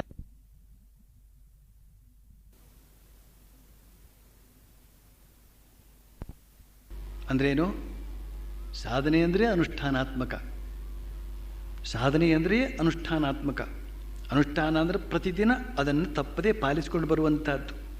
ಇದು ಆಧ್ಯಾತ್ಮಿಕ ಸಾಧನೆಯಲ್ಲಿ ಅತ್ಯಂತ ಅವಶ್ಯಕ. ಈ ಒಂದು ಈ ಸಾಧನೆಯ ಮಾರ್ಗಗಳು ಹಲವು. ಕರ್ಮಯೋಗ, ರಾಜಯೋಗ, ಭಕ್ತಿಯೋಗ, ಜ್ಞಾನಯೋಗ, ಜಪಯೋಗ, ಹಠಯೋಗ, ಧ್ಯಾನಯೋಗ. ಈ ಅಧ್ಯಾಯದಲ್ಲಿ ಧ್ಯಾನಯೋಗ ಅಂತ ಹೇಳ್ತಕ್ಕಂತಹ ಒಂದು ಸಾಧನೆ. ಈ ಅಧ್ಯಾಯ ಹೀಗೆ ಪ್ರಾರಂಭವಾಗ್ತದೆ. ಅನಾಶ್ರಿತ ಕರ್ಮಫಲಂ ಕಾರ್ಯಂ ಕರ್ಮ ಕರೋತಿ ಯಃ ಸ ಸನ್ಯಾಸಿ ಚ ಯೋಗಿ ಚ ನ ನಿರಗ್ನಿರ್ ನ ಚಾಕ್ರಿಯಃ. ಎಲೈ ಅರ್ಜುನ, ಯಾರು ಪ್ರತಿಫಲವನ್ನು ಬಯಸದೆ ಮಾಡಬೇಕಾದ ಕರ್ಮವನ್ನು ಮಾಡುತ್ತಾ ಹೋಗುತ್ತಾನೋ ಅವನೇ ಸನ್ಯಾಸಿ ಮತ್ತು ಅವನೇ ಯೋಗಿ. ಬದಲಾಗಿ ಅಗ್ನಿಯನ್ನು ಬಿಟ್ಟವನೂ ಅಲ್ಲ ಅಥವಾ ಕರ್ಮವನ್ನು ಬಿಟ್ಟವನೂ ಅಲ್ಲ. ಅಲ್ಲಿ ಎರಡು ಶಬ್ದಗಳನ್ನು ನೋಡಿ, ನಿರಗ್ನಿ ಅಚಾಕ್ರಿಯ. ಅಕ್ರಿಯ ಇನ್ ಆ್ಯಕ್ಷನ್, ಮ್ಯಾನ್ ಆಫ್ ಇನ್ಆ್ಯಕ್ಷನ್ ಬಗ್ಗೆ ಹೇಳಿದರು ಆಗ್ತಾನೆ ನಮ್ಮ ಭಾಸ್ಕರ್ ಅವರು. ಇನ್ಆ್ಯಕ್ಷನ್ ಅಂತ ಹೇಳಿದರೆ ಕರ್ಮ ಮಾಡದೇ ಇರತಕ್ಕಂತಹ ಸ್ಥಿತಿ. ಅದಕ್ಕೆ ನೈಷ್ಕರ್ಮ್ಯ ಅಂತ ಬಹಳ ಅದ್ಭುತವಾದಂಥ ಹೆಸರು. ನೈಷ್ಕರ್ಮ್ಯ ಕರ್ಮರಹಿತ ಸ್ಥಿತಿ, ಕರ್ಮ ಮಾಡದೆ ಸುಮ್ಮನೆ ಇರುವಂಥ ಸ್ಥಿತಿ. ಅದನ್ನು ಇಬ್ಬರು ಮಾಡ್ತಾರೆ. ಒಬ್ಬ ಸೋಮಾರಿ, ಇನ್ನೊಬ್ಬ ಜ್ಞಾನಿ. ಮಹಾಜ್ಞಾನಿ ಇದ್ದಾನಲ್ಲ, ದಿವ್ಯಜ್ಞಾನಿ, ಅವನು ಯಾವ ಕರ್ಮವನ್ನು ಮಾಡದೆ ಸುಮ್ಮನೆ ಇರ್ತಾನೆ. ಈ ಆಲಸ್ಯದ ಮಧ್ಯೆ ಸೋಮಾರಿ, ಅವನು ಕೂಡ ಯಾವ ಕರ್ಮವನ್ನು ಮಾಡದೆ ಸುಮ್ಮನಿರ್ತಾನೆ. ಹೊರನೋಟಕ್ಕೆ ಇಬ್ಬರು ಒಂದೇ ರೀತಿಯಲ್ಲಿ ಕಾಣ್ತಾರೆ. ಮಹಾಜ್ಞಾನಿ ಇದ್ದಾನಲ್ಲ, ದಿವ್ಯಜ್ಞಾನಿ, ಅವನು ಯಾವ ಕರ್ಮವನ್ನು ಮಾಡದೆ ಸುಮ್ಮನೆ ಇರ್ತಾನೆ. ಈ ಆಲಸ್ಯದ ಮಧ್ಯೆ ಸೋಮಾರಿ ಅವನು ಕೂಡ ಯಾವ ಕರ್ಮವನ್ನು ಮಾಡದೆ ಸುಮ್ಮನಿರ್ತಾನೆ. ಹೊರನೋಟಕ್ಕೆ ಇಬ್ಬರು ಒಂದೇ ರೀತಿಯಲ್ಲಿ ಕಾಣ್ತಾರೆ. ಆದರೆ ಇವನು ಜ್ಞಾನಿ, ಅವನು ಅಜ್ಞಾನಿ. ಇಲ್ಲಿ ಯೋಗಾಭ್ಯಾಸವನ್ನು ಮಾಡಿದಾಗ ಎರಡು ಸ್ಥಿತಿ ಒದಗುತ್ತದೆ. ಒಂದು ನೈಷ್ಕರ್ಮ್ಯ ಸ್ಥಿತಿ, ಇನ್ನೊಂದು ಸನ್ಯಾಸ ಸ್ಥಿತಿ. ಈ ಸನ್ಯಾಸವೇ ಬೇರೆ, ಈ ನೈಷ್ಕರ್ಮ್ಯವೇ ಬೇರೆ ಅಂತ ಹೇಳ್ತಕ್ಕಂಥ ಒಂದು ವಾದ ಇರುತ್ತೆ. ಆ ವಾದಕ್ಕೆ ಯಾವ ಆಧಾರವೂ ಇಲ್ಲ. ಶ್ರೀಕೃಷ್ಣ ಹೇಳ್ತಾನೆ ಇಲ್ಲಿ, ಅರ್ಜುನ, ಯಾರು ಪ್ರತಿಫಲವನ್ನು ಬಯಸದೆ ಈ ಒಂದೊಂದು ವಾಕ್ಯವನ್ನು ಕೂಡ ನಾವು ಗಮನವಿಟ್ಟು ಕೇಳಬೇಕಾಗ್ತದೆ. ಪ್ರತಿಫಲವನ್ನು ಬಯಸದೆ ಮಾಡಬೇಕಾದ ಕರ್ಮವನ್ನು ಅದು ಕರ್ತವ್ಯ ಅನ್ನೋ ದೃಷ್ಟಿಯಿಂದ ಮಾಡ್ತಾ ಹೋಗ್ತಾನೋ ಅವನೇ ನಿಜವಾದ ಸನ್ಯಾಸಿ, ಅವನೇ ನಿಜವಾದ ಯೋಗಿ. ಅದರ ಬದಲಾಗಿ ಅಗ್ನಿಯನ್ನು ಬಿಟ್ಟವನೋ ಸನ್ಯಾಸಿ ಅಲ್ಲ, ಕರ್ಮವನ್ನು ಮಾಡದವನೋ ಕರ್ಮಯೋಗಿ ಅಲ್ಲ. ಸನ್ಯಾಸಿ ಅಂದರೆ ಅಗ್ನಿಯನ್ನು ಮುಟ್ಟದವನು ಅಂತನ್ನುವ ಮಾತನ್ನ ಇಲ್ಲಿ ಹೇಳ್ತಾ ಇದ್ದಾನೆ. ಅಗ್ನಿಯನ್ನು ಮುಟ್ಟದವನು ಸನ್ಯಾಸಿ ಅಂದರೆ ಈ ಮಾತು ನಿಮ್ಮಲ್ಲಿ ಬಹುಶಃ ಯಾರಿಗೂ ಅರ್ಥವಾಗಿರೋದಿಲ್ಲ. ಅಗ್ನಿಯನ್ನು ಮುಟ್ಟೋದಿಲ್ಲ ಅಂದರೆ ಏನರ್ಥ ಅಂತಂದ್ರೆ, ಅಗ್ನಿ ಕರ್ಮಸೂಚಕವಾದದ್ದು. ಅಡುಗೆ ಮಾಡಬೇಕಾದ್ರೂ ಅಗ್ನಿ ಬೇಕು, ಸಿಗರೇಟ್ ಸೇದಬೇಕಾದ್ರೂ ಅಗ್ನಿ ಬೇಕು, ಶರೀರವನ್ನು ಸುಡಬೇಕಾದ್ರೂ ಅಗ್ನಿ ಬೇಕು.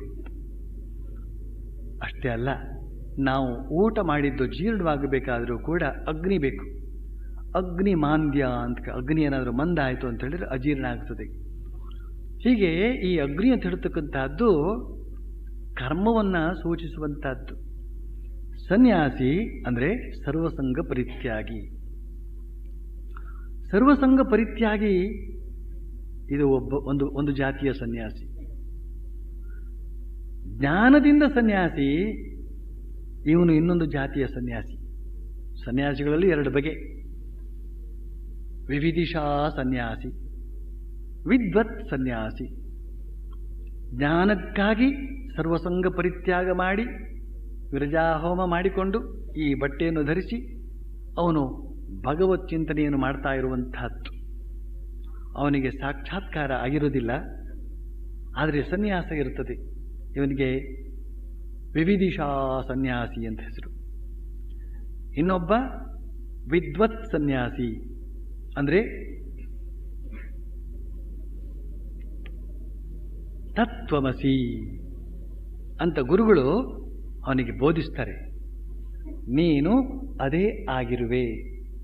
ತತ್ ಅಂದರೆ ಅದು, ತ್ವಂ ಅಂದರೆ ನೀನು, ಅಸಿ ಅಂದರೆ ಆಗಿರುವೆ. ಇದು ಬೋಧನೆ. ನೀನು ಅದು ಆಗಿರುವೆ ಅಂತಂದ್ರೆ, ಅದು ಅಂದರೆ ಪರಬ್ರಹ್ಮ, ಸಚಿದಾನಂದ ಬ್ರಹ್ಮ, ಅದೇ ನೀನೇ ಆಗಿರುವೆ ಅಂತ ಹೇಳಿದ ತಕ್ಷಣವೇ ಆ ಪ್ರಥಮಾಧಿಕಾರಿ, ಉತ್ತಮಾಧಿಕಾರಿ ಅವನು ಅಹಂ ಬ್ರಹ್ಮಾಸ್ಮಿ, ಆಹಾ ನಿಜ, ನಾನೇ ಅದೇ ಸಚಿದಾನಂದ ಬ್ರಹ್ಮ ಅಂತನ್ನೋದನ್ನು ಅರಿತುಕೊಂಡು ಅವನು ಆನಂದವನ್ನು ವ್ಯಕ್ತಪಡಿಸ್ತಾನೆ.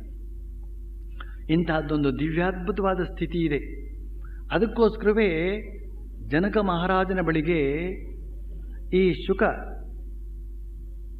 ಅಂದರೆ ವ್ಯಾಸ ಮಹರ್ಷಿಗಳ ಮಗ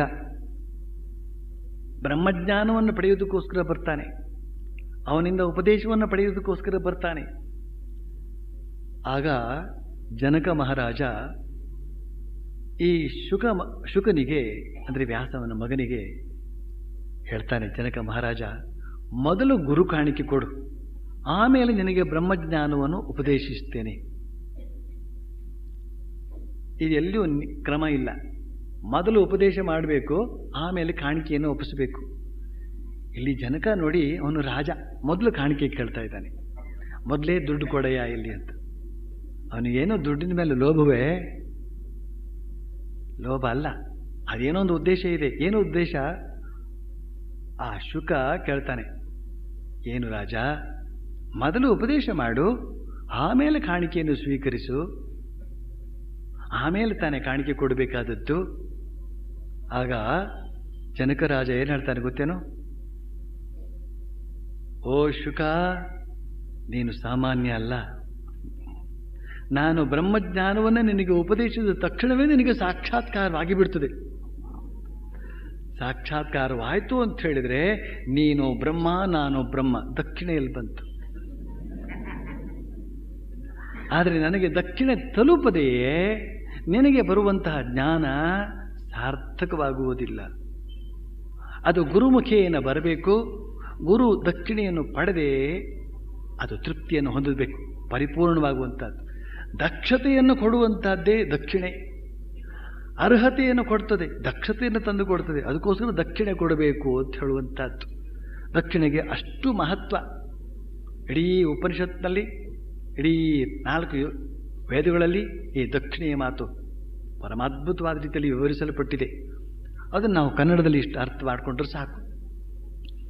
ಇಲ್ಲಿ ನಾನು ಯಾವುದಕ್ಕೋಸ್ಕರ ಆ ಉದಾಹರಣೆ ಕೊಟ್ಟೆ ಅಂತ ಹೇಳಿದರೆ, ಬ್ರಹ್ಮಜ್ಞಾನವನ್ನು ಬೋಧಿಸಿದ ತಕ್ಷಣವೇ ಆ ಬ್ರಹ್ಮಜ್ಞಾನ ಆಗುವಂತಹ ಸಾಮರ್ಥ್ಯವುಳ್ಳಂಥವರು ಅಲ್ಲೊಬ್ಬರು ಇಲ್ಲೊಬ್ಬರು ಇರ್ತಾರೆ. ಕಶ್ಚಿನ್ಮಾಂ ವೇತ್ತಿ ತತ್ವತಃ, ಯಾರೋ ಒಬ್ಬ ಧೀರ ಮಾತ್ರವೇ ನನ್ನನ್ನು ಅರ್ಥ ಮಾಡಿಕೊಳ್ಳಬಲ್ಲ ಅಂತ ಮಾತನ್ನು ಹೇಳಿದ ಹಾಗೆ, many are called, few R chosen ಅಂತ ಹೇಳಿದ ಹಾಗೆ, ಅಪರೂಪಕ್ಕೊಬ್ಬರು ಮಾತ್ರವೇ ಉಪದೇಶ ಮಾಡಿದ ತಕ್ಷಣವೇ ಅರ್ಥ ಮಾಡಿಕೊಳ್ಳೋದು ಮಾತ್ರ ಅಲ್ಲ, ಸಾಕ್ಷಾತ್ಕಾರ ಮಾಡಿಕೊಳ್ಳಬಲ್ಲವರು ಅಪರೂಪ. ಇಲ್ಲಿ ಅಂಥವನೊಬ್ಬ ಇದ್ದಾನೆ. ಆದರೆ ಮಿಕ್ಕವರೆಲ್ಲ ಮನನ ಮಾಡಬೇಕಾಗ್ತದೆ. ಮೊದಲು ಶ್ರವಣ, ಆಮೇಲೆ ಮನನ, ಆಮೇಲೆ ನಿಧಿಧ್ಯಾಸನ, ಆಮೇಲೆ ಸಮಾಧಿ. ಹೀಗೆ ಸನ್ಯಾಸಿಗಳಲ್ಲಿ 2 ವಿಧ ಅಂತ ನಾನು ಹೇಳಿದೆ. ಆದರೆ ಇಬ್ಬರು ಸನ್ಯಾಸಿಗಳು ಕೂಡ ಅಗ್ನಿಯನ್ನು ಮುಟ್ಟುವಂತಿಲ್ಲ ಅಂತಂದರೆ ಸಾಂಕೇತಿಕವಾಗಿ ಕರ್ಮವನ್ನು ಮಾಡುವಂತಿಲ್ಲ ಅಂತ ಅರ್ಥ. ಕರ್ಮ ಅಂತ ಹೇಳ್ತಕ್ಕಂಥದ್ದು ಒಂದಲ್ಲ ಒಂದು ರೀತಿಯಲ್ಲಿ ನಮ್ಮನ್ನು ಕಟ್ಟಿ ಹಾಕಿಬಿಡ್ತದೆ. ಕರ್ಮಬಂಧನ ಬಹಳ ಪ್ರಸಿದ್ಧವಾದದ್ದು. ಸಂಚಿತ ಕರ್ಮ, ಆಗಾಮಿ ಕರ್ಮ, ಪ್ರಾರಬ್ಧ ಕರ್ಮ ಅಂತ 3 ವಿಧವಾಗಿ ಈ ಮನುಷ್ಯನ ವ್ಯಕ್ತಿತ್ವದಲ್ಲಿ ಕರ್ಮಗಳು ಸೇರಿಕೊಂಡಿವೆ. ನಮ್ದೆಲ್ಲ ಈಗ ಪ್ರಾರಬ್ಧ ಕರ್ಮ ನಡೀತಾ ಇದೆ. ನಿಮಗೆ ನನ್ನ ಉಪನ್ಯಾಸವನ್ನು ಕೇಳುವುದೇ ಒಂದು ಪ್ರಾರಬ್ಧ. ಇದು ಎಷ್ಟು ಕಷ್ಟವೋ ಎಷ್ಟು ಸುಖವೋ ನನಗೆ ಗೊತ್ತಿಲ್ಲ. ಆದರೆ ನಿಮ್ಮಂತಹ ನಮ್ಮ ಭಾಸ್ಕರ್ ಅವರು ಹೇಳಿದರು, ಎಂತಹ ಅದ್ಭುತವಾದ ವ್ಯಕ್ತಿಗಳೆಲ್ಲ ನೀವು ಬಂದು ಕೂತಿದ್ದೀರಿ ಅಂತ ಬೆರಗಾಗಿ ಹೋಗಿಬಿಟ್ಟಿದ್ದಾರೆ. ಅವರು ನಿಮ್ಮನ್ನೆಲ್ಲ ಕಂಡು ನಾವು ಕೂಡ ಹಾಗೆ ಬೆರಗಾಗಿದ್ದೇವೆ. ನಿಮ್ಮಂತಹ ಶ್ರದ್ಧಾವಂತರಿಗೆ ಉಪನ್ಯಾಸ ಮಾಡುವಂತಹ ಸುಖ ಪ್ರಾರಬ್ಧ ಅದು ನಮ್ಮದು. ಸುಖ ಪ್ರಾರಬ್ಧ, ಕಷ್ಟ ಪ್ರಾರಬ್ಧ ಅಂತಿರುತ್ತೆ ನೋಡಿ. ಇದೆಲ್ಲ ಕರ್ಮದ ಪ್ರತಿಕ್ರಿಯೆ. ಪ್ರತಿಯೊಂದು ಕ್ರಿಯೆಗೂ ಕೂಡ ಪ್ರತಿಕ್ರಿಯೆ ಇರ್ತದೆ. ಯಾವಾಗ ಕ್ರಿಯೆಯೊಂದಿಗೆ ಪ್ರತಿಕ್ರಿಯೆ ಸೇರಿಕೊಡ್ತದೋ ಅದು ನಮ್ಮ ಹುಟ್ಟು ಸಾವಿಗೆ ಕಾರಣವಾಗುತ್ತದೆ. ಹುಟ್ಟುವುದು ಸಾಯುವುದು ಇದೆಲ್ಲ ಕರ್ಮ ಕಾರಣ. ಕರ್ಮಕ್ಕೆ ಯಾವುದು ಕಾರಣ ಗೊತ್ತೇನು? ಆಸೆ ಇಲ್ಲದಿದ್ದರೆ ಯಾರು ಕರ್ಮ ಮಾಡ್ತಾರೆ? ಪ್ರಯೋಜನಂ ಅನುದ್ದಿಶ್ಯ ನ ಮಂದೋಪಿ ಪ್ರವರ್ತತೆ ಅಂತ ಹೇಳ್ತಕ್ಕಂಥ ಮಾತಿದೆ. ಪ್ರಯೋಜನವಿಲ್ಲದೆ ಇತ್ತು ಅಂತಂದರೆ ಒಬ್ಬ ದಡ್ಡ ಕೂಡ ಕೆಲಸಕ್ಕೆ ಕೈ ಹಾಕೋದಿಲ್ಲ ಅಂತ. ಹಾಗಿರುವಾಗ ಇಲ್ಲಿ ಪ್ರಯೋಜನದ ಅಂಶ ಅಂತ ಹೇಳ್ತಕ್ಕಂಥದ್ದು ಒಂದಿದೆ. ಆದರೆ ಯಾವ ಪ್ರಯೋಜನ? ಸಾಕ್ಷಾತ್ಕಾರದ ಪ್ರಯೋಜನ. ಅಂತೂ ಕರ್ಮ ಅಂತ ಹೇಳ್ತಕ್ಕಂಥದ್ದು ನಮ್ಮನ್ನು ಬಂಧನಕ್ಕೆ ಸಿಕ್ಸ್ತದೆ ಅಂತನ್ನುವ ಒಂದು ತತ್ವ ಇದೆ. ಅದಕ್ಕನುಸಾರವಾಗಿ ಈ ಸನ್ಯಾಸಿಗಳು ಹೋಗ್ತಾ ಇರ್ತಾರೆ. ಆದರೆ ಕರ್ಮಯೋಗಿಗಳು ಅಂತ ಇರ್ತಾರೆ. ಅವರು ಕರ್ಮ ರಹಸ್ಯವನ್ನು ಅರಿತವರು. ಅವರೇನು ಮಾಡ್ತಾರೆ?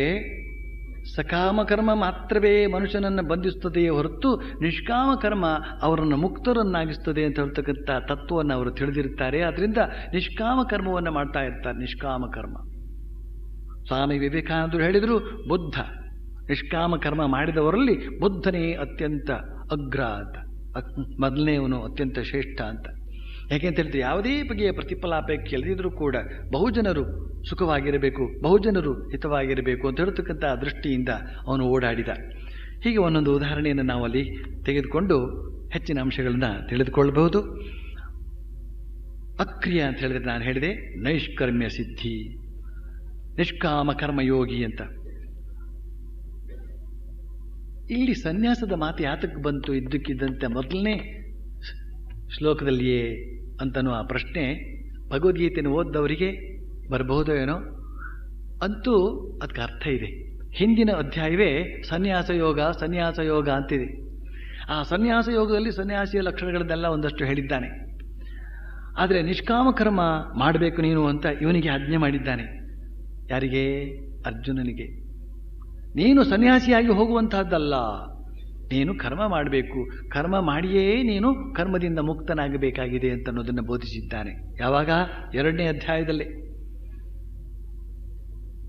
ನನ್ನ ಹಿತವರನ್ನು, ನನ್ನ ಬಂಧುಗಳನ್ನು ನಾನೇ ನನ್ನ ಬಾಣದಿಂದ ಕೊಲ್ಲುವುದು ಅಂತಂದರೆ ಹೇಗೆ ಕೃಷ್ಣ? ಸಾಧ್ಯವಿಲ್ಲ ಅಂತ ಎಲ್ಲ ತೀರ್ಮಾನವಾಗಿದೆ. ಯುದ್ಧ ಮಾಡಲೇಬೇಕು, ಆ ಅಧರ್ಮಿಗಳನ್ನು ಕೊಲ್ಲಲೇಬೇಕು, ಧರ್ಮವನ್ನು ಪ್ರತಿಷ್ಠಾಪನೆ ಮಾಡಲೇಬೇಕು ಅಂತ ತೀರ್ಮಾನವಾಗಿದೆ. ಆದರೂ ಕೂಡ ಈ ಅರ್ಜುನ ಯುದ್ಧ ಕಾಲದಲ್ಲಿ ಇನ್ನೊಂದು ತೀರ್ಮಾನವನ್ನು ತೆಗೆದುಕೊಳ್ತಾನೆ, ನಾನು ಸನ್ಯಾಸಿ ಆಗ್ತೇನೆ ಕೃಷ್ಣ ಅಂತ. ಸನ್ಯಾಸ ತೆಗೆದುಕೊಂಡ್ರೆ ಆನಂದವಾಗಿರ್ಬೋದು. ಯುದ್ಧ ಮಾಡ್ತು ಅಂತ ಹೇಳಿದರೆ ಅವರ ಶಸ್ತ್ರ ಅಂತ ಹೇಳ್ತಕ್ಕಂಥದ್ದು ನನಗೆ ತಗಲ್ತದೆ, ನನ್ನ ಶಸ್ತ್ರ ಅವನಿಗೆ ತಗಲ್ತದೆ. ಆದರೆ ಅಷ್ಟೇ ಅಲ್ಲದೆ ನೀನು ಎಷ್ಟೋ ಜನ ಬಂಧುಗಳನ್ನ ನಾನು ನಾಶ ಮಾಡಬೇಕಾಗ್ತದೆ. ಈ ಥರ ತತ್ವಗಳನ್ನೆಲ್ಲ ಹೇಳ್ತಾನೆ. ಇನ್ನೂ ಅದ್ಭುತವಾದ ತತ್ವಗಳನ್ನೆಲ್ಲ ಹೇಳ್ತಾನೆ. ಅನುಕೂಲ ವೇದಾಂತ ಅಂತ ನೀವೆಲ್ಲ ಕೇಳಿರ್ಬೋದು. ಕೇಳೋದೇನು, ಎಷ್ಟೋ ಜನ ಇರೋದೆಲ್ಲ ಹಾಗೇನೆ ಅನುಕೂಲ ವೇದಾಂತ ಮಾಡುತ್ತಲೇ ಇರುವಂತಹದ್ದು. ಈ ಅನುಕೂಲ ವೇದಾಂತ ಅಂತಂದರೆ ಡೆವಿಲ್ ಕೋಟ್ಸ್ ದಿ ಸ್ಕ್ರಿಪ್ಚರ್ಸ್ ಅಂತ ಒಂದು ಮಾತಿದೆ. ತಮಗೆ ಅನುಕೂಲಕ್ಕೆ ಆದಂತೆ ಈ ಅರ್ಜುನನಿಗೆ ಇದ್ದಕ್ಕಿದ್ದಾಗೆ ಹೆದರಿಕೆ ಹುಟ್ಟಿದೆ. ವೇದ ಅಂತ ತೆಗೆದುಕೊಂಡ, ಯುದ್ಧ ಮಾಡೋದು ಬೇಡ ಅಂತ. ಅವನ ಸ್ವಧರ್ಮವೇ ಯುದ್ಧ ಮಾಡತಕ್ಕಂಥದ್ದು. ಕ್ಷತ್ರಿಯ ಧರ್ಮ, ಸ್ವಧರ್ಮ, ಬ್ರಾಹ್ಮಣ ಧರ್ಮ, ಬ್ರಹ್ಮಜ್ಞಾನವನ್ನು ಮಾಡಿಕೊಳ್ಳುವಂಥದ್ದು. ಸದಾ ಆ ಬ್ರಹ್ಮಧ್ಯಾನದಲ್ಲಿ, ಆತ್ಮಧ್ಯಾನದಲ್ಲಿ ಇದ್ದು ಅದನ್ನು ಮಾಡಿಕೊಳ್ಳುವಂಥದ್ದು. ಕ್ಷತ್ರಿಯರು ಯುದ್ಧ ಮಾಡಿ ದೇಶವನ್ನು ರಕ್ಷಣೆ ಮಾಡತಕ್ಕಂಥದ್ದು, ಎಲ್ಲ ಸಜ್ಜನರನ್ನು ರಕ್ಷಣೆ ಮಾಡತಕ್ಕಂಥದ್ದು. ವೈಶ್ಯರು ವ್ಯಾಪಾರವನ್ನು ಮಾಡಿ ದೇಶದ ಸಂಪತ್ತನ್ನು ಹೆಚ್ಚಿಸಿ ಎಲ್ಲರನ್ನು ಸುಖವಾಗಿ ಇಡುವಂಥದ್ದು. ಶೂದ್ರರು ಅಂತ ಹೇಳಿದರೆ ಇವತ್ತು ತುಂಬ ದೊಡ್ಡ ಒಂದು ಗಲಾಟೆಗೆ ಕಾರಣವಾಗಿದೆ. ಶೂದ್ರರು ಅಂತನ್ನುವ ಅರ್ಥಕ್ಕೆ ಕೆಟ್ಟ ಅರ್ಥ ನಮ್ಮ ಶಾಸ್ತ್ರದಲ್ಲಿ ಇಲ್ಲವೇ ಇಲ್ಲ. ಬ್ರಾಹ್ಮಣನು ಶೂದ್ರನು ಒಟ್ಟೊಟ್ಟಿಗೆ ಕುಳಿತುಕೊಂಡು ಊಟ ಮಾಡಬಹುದು, ಅವನನ್ನು ಇವನು ಮುಟ್ಟಬಹುದು, ಇವನನ್ನು ಅವನು ಮುಟ್ಟಬಹುದು, ಅದರಲ್ಲೇನು ದೋಷ ಇಲ್ಲ. ಆದರೆ ಆ ಥರದ ವ್ಯವಸ್ಥೆ ಮಾಡಿಕೊಂಡಿದ್ದಾರೆ. ಅದು ಆಮೇಲೆ ಬಂದಂತಹ ಕೆಲವು ಡಿಟೀರಿಯೋರೇಷನ್ಸ್ ಎಲ್ಲ ವಿಕಲ್ಪಗಳು ಅಂತ ಹೇಳ್ತಾರೆ.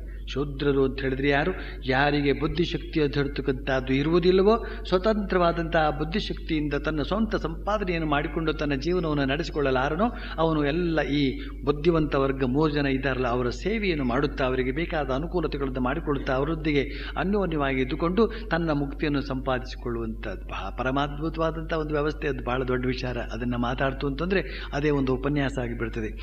ಅಂತೂ ಇಲ್ಲಿ ಕ್ಷತ್ರಿಯ ಧರ್ಮ, ಅದಕ್ಕೆ ಅನುಸಾರವಾಗಿ ಯುದ್ಧ ಮಾಡಬೇಕು ಅಂತ ಈ ಕೃಷ್ಣ ಸ್ವತಃ ಅವನು ಕ್ಷತ್ರಿಯನಾದರೂ ಕೂಡ ಅವನು ಬ್ರಹ್ಮಭಾವದಲ್ಲಿದ್ದಾನೆ. ಅವನು ಬ್ರಾಹ್ಮಣ ಸ್ಥಿತಿಯಲ್ಲಿದ್ದಾನೆ, ಬ್ರಹ್ಮಭಾವದಲ್ಲಿದ್ದಾನೆ. ಕ್ಷತ್ರವೀರ್ಯವನ್ನು ಅವನು ಮೆರೆದಾಡಲಾರ. ಅದಕ್ಕೋಸ್ಕರ ಅವನು ಅರ್ಜುನನನ್ನು ಕರೆತಂದಿದ್ದಾನೆ. ಅರ್ಜುನನ ಮೂಲಕ ದುಷ್ಟ ಸಂಹಾರವನ್ನು ಮಾಡಿಸಿ ಶಿಷ್ಟ ಸಂರಕ್ಷಣೆಯನ್ನು ಮಾಡತಕ್ಕಂಥ ಉದ್ದೇಶವನ್ನು ಹೊಂದಿದ್ದಾನೆ.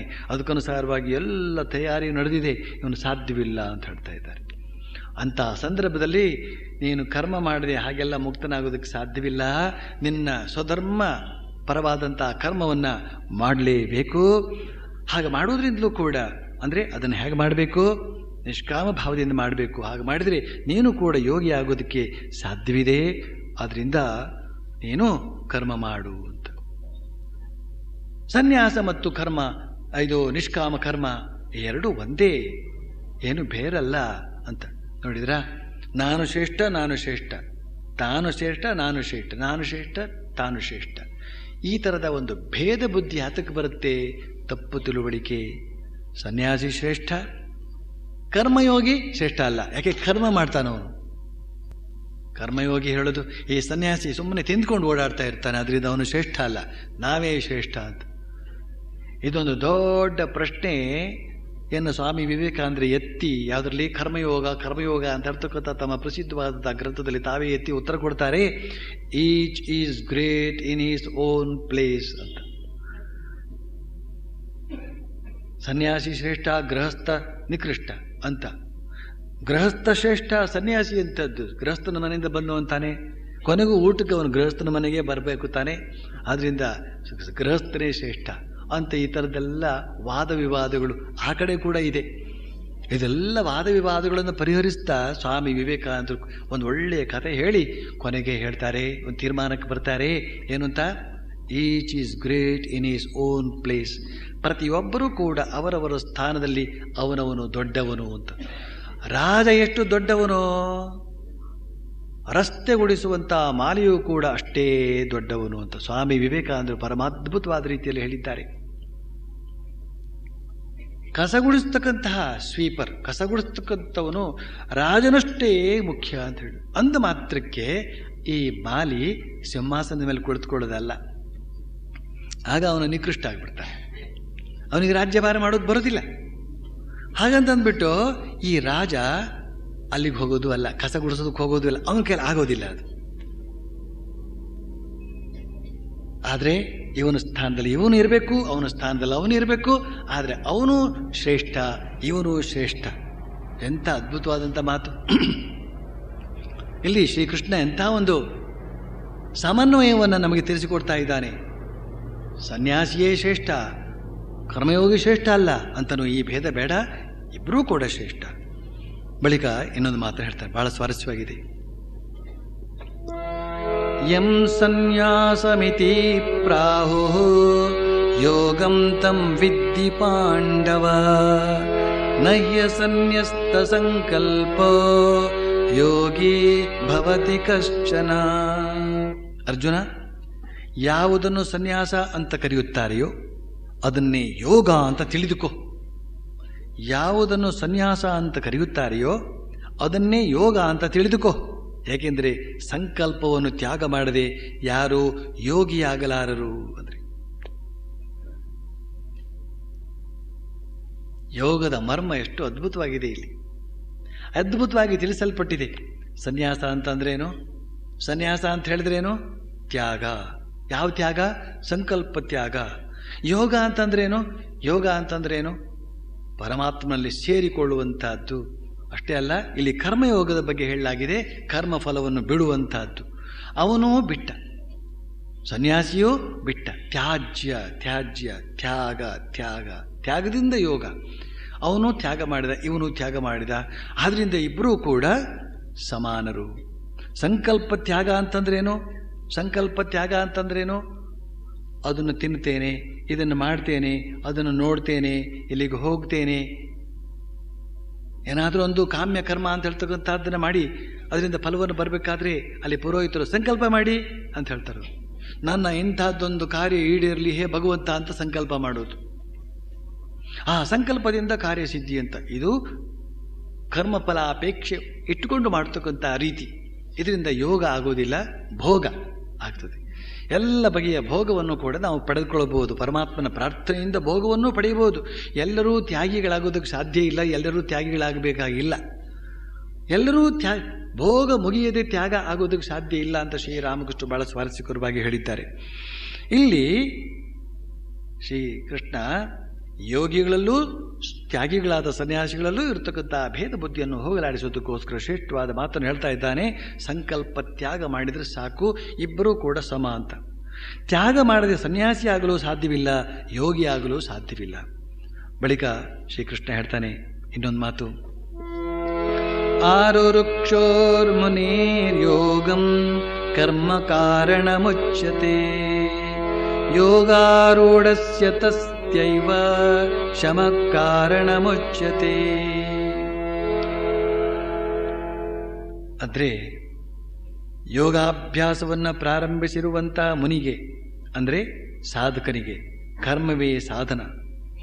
ಆದರೆ ಯೋಗಾಭ್ಯಾಸದಲ್ಲಿ ಮುಂದುವರಿದು ಅದರಲ್ಲಿ ನೆಲೆಗೊಂಡಂತಹ ಅದೇ ಮುನಿಗೆ, ಅಂದರೆ ಸಾಧಕನಿಗೆ, ಶಮವೇ ಸಾಧನ ಅಂತ. ಇದನ್ನು ದಯವಿಟ್ಟು ಹೆಚ್ಚು ವಿವರವಾಗಿ ತಿಳ್ಕೊಳ್ಳೋದಕ್ಕೇನು ಪ್ರಯತ್ನ ಮಾಡಬೇಕಾಗಿಲ್ಲ, ಸಂಕ್ಷಿಪ್ತವಾಗಿ ತಿಳ್ಕೊಂಡ್ರು ಸಾಕು. ಕರ್ಮ ಅದರಲ್ಲಿ ಎರಡು ವಿಧ, ಒಂದು ಸಕಾಮ ಕರ್ಮ, ಇನ್ನೊಂದು ನಿಷ್ಕಾಮ ಕರ್ಮ. ನಿಷ್ಕಾಮ ಕರ್ಮದಿಂದ ಏನುಂಟಾಗ್ತದೆ? ಚಿತ್ತಶುದ್ಧಿ ಉಂಟಾಗ್ತದೆ. ಮನಃಶುದ್ಧಿ ಇಲ್ಲದ ಬಗೆ ಮಂತ್ರದ ಫಲವೇನು? ತನುಶುದ್ಧಿ ಇಲ್ಲದವಗೆ ತೀರ್ಥದ ಫಲವೇನು, ಮಿಂದಲ್ಲಿ ಫಲವೇನು ಮೀನು ಮೊಸಳೆಯಂತೆ, ನಿಂದಲ್ಲಿ ಫಲವೇನು ಶ್ರೀಶೈಲ ಕಾಗೆಯಂತೆ, ಹೊರಗೆ ಮಿಂದು ಒಳಗೆ ಮೀಯದವರ ಕಂಡು ಬೆರಗಾಗಿ ನಗುತ್ತಿದ್ದ ಪುರಂದರ ವಿಠಲ ಅಂತ ಪುರಂದರದಾಸರು ಹೇಳಿದ್ದಾರೆ. ಈ ಅಂತರಂಗ ಶುದ್ಧಿ ಬಹಿರಂಗ ಶುದ್ಧಿ ಅಂತ ಹೇಳ್ತಕ್ಕಂಥದ್ದು ಯೋಗದ ಸಿದ್ಧಿಗೆ ಅತ್ಯಂತ ಮುಖ್ಯವಾದ ವಿಷಯ. ಈ ದಿಸೆಯಲ್ಲಿ ಎರಡು ಅಂಶ ಕಾರಣವಾಗ್ತದೆ. ಏನದು? ಒಂದು ನಿಷ್ಕಾಮ ಕರ್ಮ, ಮತ್ತೊಂದು ಶಮ ಅಂತ.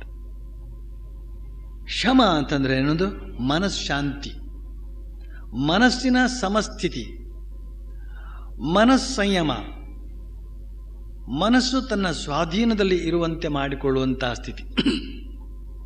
ಯಾವಾಗ ಮನಸ್ಸನ್ನು ನೀವು ನಿಮ್ಮ ಸ್ವಾಧೀನಕ್ಕೆ ತೆಗೆದುಕೊಳ್ತೀರೋ ಆಗ ಮಾತ್ರವೇ ಯೋಗಕ್ಕೆ ಸಂಬಂಧಪಟ್ಟಂಥ ಈ ಧ್ಯಾನ ಸುಲಭವಾಗುತ್ತದೆ. ಮೊದಲು ಸ್ಥಿರವಾದ ಆಸನ ಸಿದ್ಧಿ ಅಂತ ಹೇಳ್ತಕ್ಕಂಥ ಒಂದು ಮಾತಿದೆ. ಧ್ಯಾನಕ್ಕೆ ಕುಳಿತರೆ ಕದಲದೆ ಕುಳಿತುಕೊಳ್ಳುವಂತಹ ಸಾಮರ್ಥ್ಯ ಆಸನ ಸಿದ್ಧಿ ಅಂತ. ಇಲ್ಲಿ ತುರಿಸ್ಕೊಂಡು ಬೆನ್ನು ನೋವಾಗ್ತದೆ ಅಲ್ಲಿ ಒತ್ಕೊಂಡು ಆ ಕಾಲನ್ನು ಈ ಕಡೆ ತಿರುಗಿಸಿ ಈ ಕಾಲನ್ನು ಆ ಕಡೆ ತಿರುಗಿಸಿ ಕ್ಷಣಕ್ಕೂ ತಮ್ಮ ಸ್ಥಿತಿಯನ್ನು ಬದಲಾಯಿಸಿಕೊಂಡು ಅವನೇನು ಧ್ಯಾನ ಮಾಡ್ತಾನೆ, ಅವನೇನು ಏಕಾಗ್ರತೆಯನ್ನು ಅಭ್ಯಾಸ ಮಾಡಬಲ್ಲ. ಆದ್ದರಿಂದ ಈ ಆಸನ ಸಿದ್ಧಿಯನ್ನು ಅಭ್ಯಾಸ ಮಾಡಬೇಕು. ನಮ್ಮ ಬೆಂಗಳೂರು ಆಶ್ರಮದಲ್ಲಿ ಒಬ್ಬ ಬ್ರಹ್ಮಚಾರಿ ಇದ್ದ, ಹೊಸದಾಗಿ ಬಂದವನು, ಡಾಕ್ಟರ್. ಆದರೆ ಏನು ಮಾಡೋದು, ಇದರೊಳಗೆ ಡಾಕ್ಟರ್ ಅಲ್ಲ ಅವನು, ಇದರೊಳಗೆ ಪೇಷಂಟೇ ಅವನು. ಯಾವುದರಲ್ಲಿ? ಆಧ್ಯಾತ್ಮಿಕ ಸಾಧನೆ ವಿಷಯದಲ್ಲಿ. ಅವನು ಕೂತ್ಕೊಂಡ್ರೆ ಈ ಕಾಲು ಎರಡು ಕಾಲು ಹೀಗೆ ನೆಟ್ಟಗಿರುತ್ತವೆ, ಅದು ಸಮವಾಗಿ ನೆಲಕ್ಕೆ ಸಮವಾಗಿ ಇರಬೇಕು. ಸಿದ್ಧಾಸನದಲ್ಲಿ ಅಥವಾ ಸುಖಾಸನದಲ್ಲಿ ಕುಳಿತುಕೊಳ್ಳೋಕೆ ಸಾಧ್ಯವಾಗಬೇಕು. ಆದರೆ ಆಗ್ತಾ ಇಲ್ಲ ಅವನ ಹತ್ರ. ತುಂಬ ದುಃಖ ಆಯಿತು ಅವನಿಗೆ. ಹಠ ತೊಟ್ಟ. ಏನು ಮಾಡಿದ ಅಂತ ಹೇಳಿದರೆ, ಈ ವ್ಯಾಯಾಮಕ್ಕೋಸ್ಕರ ಕೆಲವು ಪ್ಲೇಟ್ಗಳನ್ನು ಇಡಲಾಗ್ತದೆ. ಕಬ್ಬಿಣದ ಸುಮಾರು 10 ಕೆಜಿ ತೂಗತಕ್ಕಂಥ ಪ್ಲೇಟ್ಗಳನ್ನು ಅಲ್ಲಿ ಇಡಲಾಗಿತ್ತು. ಆ ಒಂದು ಪ್ಲೇಟನ್ನು ಈ ಕಾಲ ಮೇಲೆ, ಇನ್ನೊಂದು ಪ್ಲೇಟ್ ಈ ಕಾಲ ಮೇಲೆ ಇಟ್ಕೊಂಡು ಕುಳಿತ. 5 ನಿಮಿಷಕ್ಕೆಲ್ಲ ಎಷ್ಟು ನೋವು ಅದು. ಆ ಮೊಳೆಯೆಲ್ಲ ಅದಕ್ಕೆ ಬರಬೇಕಾದ್ರೆ ಚಟ ಅಂತ. ಆ ನೋವನ್ನು ಕೂಡ ಸಹಿಸಿಕೊಂಡು ಒಂದು 5 ನಿಮಿಷದ ಮಟ್ಟಿಗೆ ಆಮೇಲೆ ಅದನ್ನು ಬಿಟ್ಟ. ಮರುದಿವಸ ಮತ್ತೆ ಇಟ್ಟ. 10 ನಿಮಿಷ ಕುಳಿತುಕೊಂಡ. ಹೀಗೇ ಒಂದ್ಸತಿ ಹೇಳ್ತಾನವನು, ಎಷ್ಟು ನೋವಾಗ್ತಾ ಇತ್ತು ಅಂತ ಹೇಳಿದ್ರೆ ಕಣ್ಣಲ್ಲಿ ಧಾರಾಕಾರ ನೀರು ಬರ್ತಾ ಇತ್ತು, ಅಳ್ತಾ ಇದ್ದೆ ಅಂತ. ನೋವು ತಾಳಲಾರದೆ ಅಳ್ತಾ ಇದ್ದ ಅವನು. ಆದರೂ ಅವನು ಇಟ್ಕೊಂಡಿದ್ದ ಅದನ್ನು ಹಾಗೇನೆ. ಕೊನೆಗೂ ಕೂಡ ಎಷ್ಟರ ಮಟ್ಟಿಗೆ ಆ ಕಾಲನ್ನು ನೆಟ್ಟಗೆ ಮಾಡಿಕೊಂಡ ಅಂತ ಹೇಳಿದರೆ, ಬಾಕಿ ಉಳಿದವರು ಕೂಡ ಅಷ್ಟು ಸಮವಾಗಿ ನೆಲಕ್ಕೆ ಸಮವಾಗಿ ಕುಳಿತುಕೊಳ್ಳೋಕೆ ಸಾಧ್ಯವಿಲ್ಲ. ಅಷ್ಟು ಚೆನ್ನಾಗಿ ಕುಳಿತುಕೊಂಡ. ಆ ರೀತಿಯಲ್ಲಿ ಆಸನ ಸಿದ್ಧಿಯನ್ನು ಅವನು ಮಾಡಿಕೊಂಡ. ಗಂಟೆಗಟ್ಟಲೆ ಸುಖವಾದ ಸ್ಥಿರವಾದ ಆಸನದಲ್ಲಿ ಕುಳಿತುಕೊಳ್ಳೋದಕ್ಕೆ ಸಮರ್ಥನಾದ. ಹೀಗೆ ಆಸನ ಸಿದ್ಧಿ ಅಂತ ಹೇಳ್ತಕ್ಕಂಥದ್ದು ಒಂದಿದೆ. ಆಮೇಲೆ ಬರ್ತದೆ ಇಂದ್ರಿಯ ಜಯ ಅಂತ. ಕಣ್ಣು, ಕಿವಿ, ಮೂಗು, ನಾಲಿಗೆ, ಪ್ರತಿಯೊಂದು ಇಂದ್ರಿಯವೂ ಕೂಡ ನಮ್ಮನ್ನು ಹೊರಗಡೆ ಎಳಿತಾ ಇರ್ತದೆ. ಕಣ್ಣು ನೋಡಿದಾಗ ಮನಸ್ಸು ಅದರ ಹಿಂದೆಯೇ ಹೋಗ್ತಾ ಇರ್ತದೆ. ಕಿವಿ ಕೇಳಿದಾಗ ಆ ಕಿವಿ ಕೇಳಿದಂಥ ಮಧುರವಾದ ಧ್ವನಿಗೆ ಹೋಗೊಟ್ಟು ಹೋಗ್ತಾ ಇರ್ತದೆ. ನಾವು ಈ ಮನೆಯಲ್ಲಿ ಧ್ಯಾನ ಮಾಡ್ತಾ ಇದ್ದರೆ ಪಕ್ಕದ ಮನೆಯಲ್ಲಿ ಈರುಳ್ಳಿ ಬೋಂಡ ಕರಿತಾ ಇತ್ತು, ಈರುಳ್ಳಿ ಪಕೋಡ ಕರಿತಾ ಇತ್ತು ಅಂತ ಹೇಳಿದರೆ ಈ ಮೂಗಿನ ಗತಿ ಏನಾಗಬೇಕೆ ಹೇಳಿ? ಈ ಮೂಗು ಏನು ಅಪರಾಧ ಮಾಡಿದೆ ಹೇಳಿ? ಅದೇನಾದರೂ ಪಕ್ಕದ ಮನೆಗೆ ಹೋಗಿ ಅಥವಾ ಕಿಟಕಿಗಾದರೂ ಹಾಕಿದೆಯೋ ಮೂಗನ್ನು? ಇಲ್ಲ. ಇಲ್ಲಿ ಕೂತಲ್ಲಿಯೇ ಅದಕ್ಕೆ ತೊಂದರೆ ಆಗ್ತದೆ. ಆದರೆ ಯೋಗಿಯಾದವನಿಗೆ ಆ ವಾಸನೆ ಬಂದರೂ ಕೂಡ ಮನಸ್ಸು ವಿಚಲಿತವಾಗಬಾರದು. ಹೆಣ್ಣನ್ನು ಕಂಡಂತ ಗಂಡಿನ ಮನಸ್ಸು ವಿಚಲಿತವಾಗಬಾರದು. ಗಂಡನ್ನು ಕಂಡ ಹೆಣ್ಣಿನ ಮನಸ್ಸು ವಿಚಲಿತವಾಗಬಾರದು. ಕಂಡಾಗ ತಾನೇ ವಿಚಲಿತವಾಗುವುದು, ಕಂಡರೂ ಕೂಡ ವಿಚಲಿತವಾಗಬಾರದು. ಈ ರೀತಿಯಲ್ಲಿ ಇಂದ್ರಿಯ ಜಯ ಅಂತನ್ನೋದನ್ನು ಸಿದ್ಧಿಸಿಕೊಳ್ಳಬೇಕು. ಸ್ವಾಮಿ ವಿವೇಕಾನಂದರು ಹೇಳಿದರು, ನಾನಿನ್ನೂ ಯುವಕನಾಗಿದ್ದ ಸಂದರ್ಭದಲ್ಲಿ ಯುವತಿಯರನ್ನೇ ಮಾತನಾಡ್ತಿರ್ಲಿಲ್ಲ. ಅವ್ರನ್ನ ಕಂಡು ಮಾತಾಡೋದಕ್ಕೆ ದೂರ ಹೋಗ್ತಾ ಇದ್ದೆ, ಮಾತಾಡ್ತಾ ಇರಲಿಲ್ಲ. ಅವರಿಂದ ದೂರವಾಗ್ತಾ ಇದ್ದೆ. ಅಷ್ಟೇ ಅಲ್ಲ, ವೇಶ್ಯೆಯರು ವಾಸ ಮಾಡ್ತಕ್ಕಂತಹ ಕೇರಿಂದಲೂ ಕೂಡ ಬಹಳ ದೂರದಲ್ಲೇ ಇರ್ತಾ ಇದ್ದೆ. ಈಗ ಎಂತಹ ಸ್ಥಿತಿಗೆ ಬಂದಿದ್ದೇನೆ ಅಂತ ಹೇಳಿದರೆ, ವೇಶ್ಯೆಯ ಕೋಣೆಯಲ್ಲಿಯೂ ಕೂಡ ನಾನು ಯಾವುದೇ ಬಗೆಯ ಮನೋವಿಚಲಿತ ಆಗದೇನೆ, ಮನೋವಿಕಾರವಾಗದೆಯೇ ಕುಳಿತಿರಬಲ್ಲೆ ಅಂತ ಹೇಳಿದರು. ಎಂಥ ಅದ್ಭುತವಾದಂಥ ಮಾತು. ಶ್ರೀರಾಮಕೃಷ್ಣ ಹೇಳಿದರು, ಪ್ರಾರಂಭಾವಸ್ಥೆ ಅಂತ ಹೇಳಿದರೆ ನಾವು ಸಸಿ ಅಂತ ಇರ್ತೇವೆ, ಎಳೆಯ ಸಸಿಗಳಂತ ಇರ್ತೇವೆ. ಆ ಸಸಿಗಳಿಗೆ ಬೇಲಿ ಹಾಕಬೇಕು. ಈ ಬೇಲಿಯೇ ಸಂಯಮ.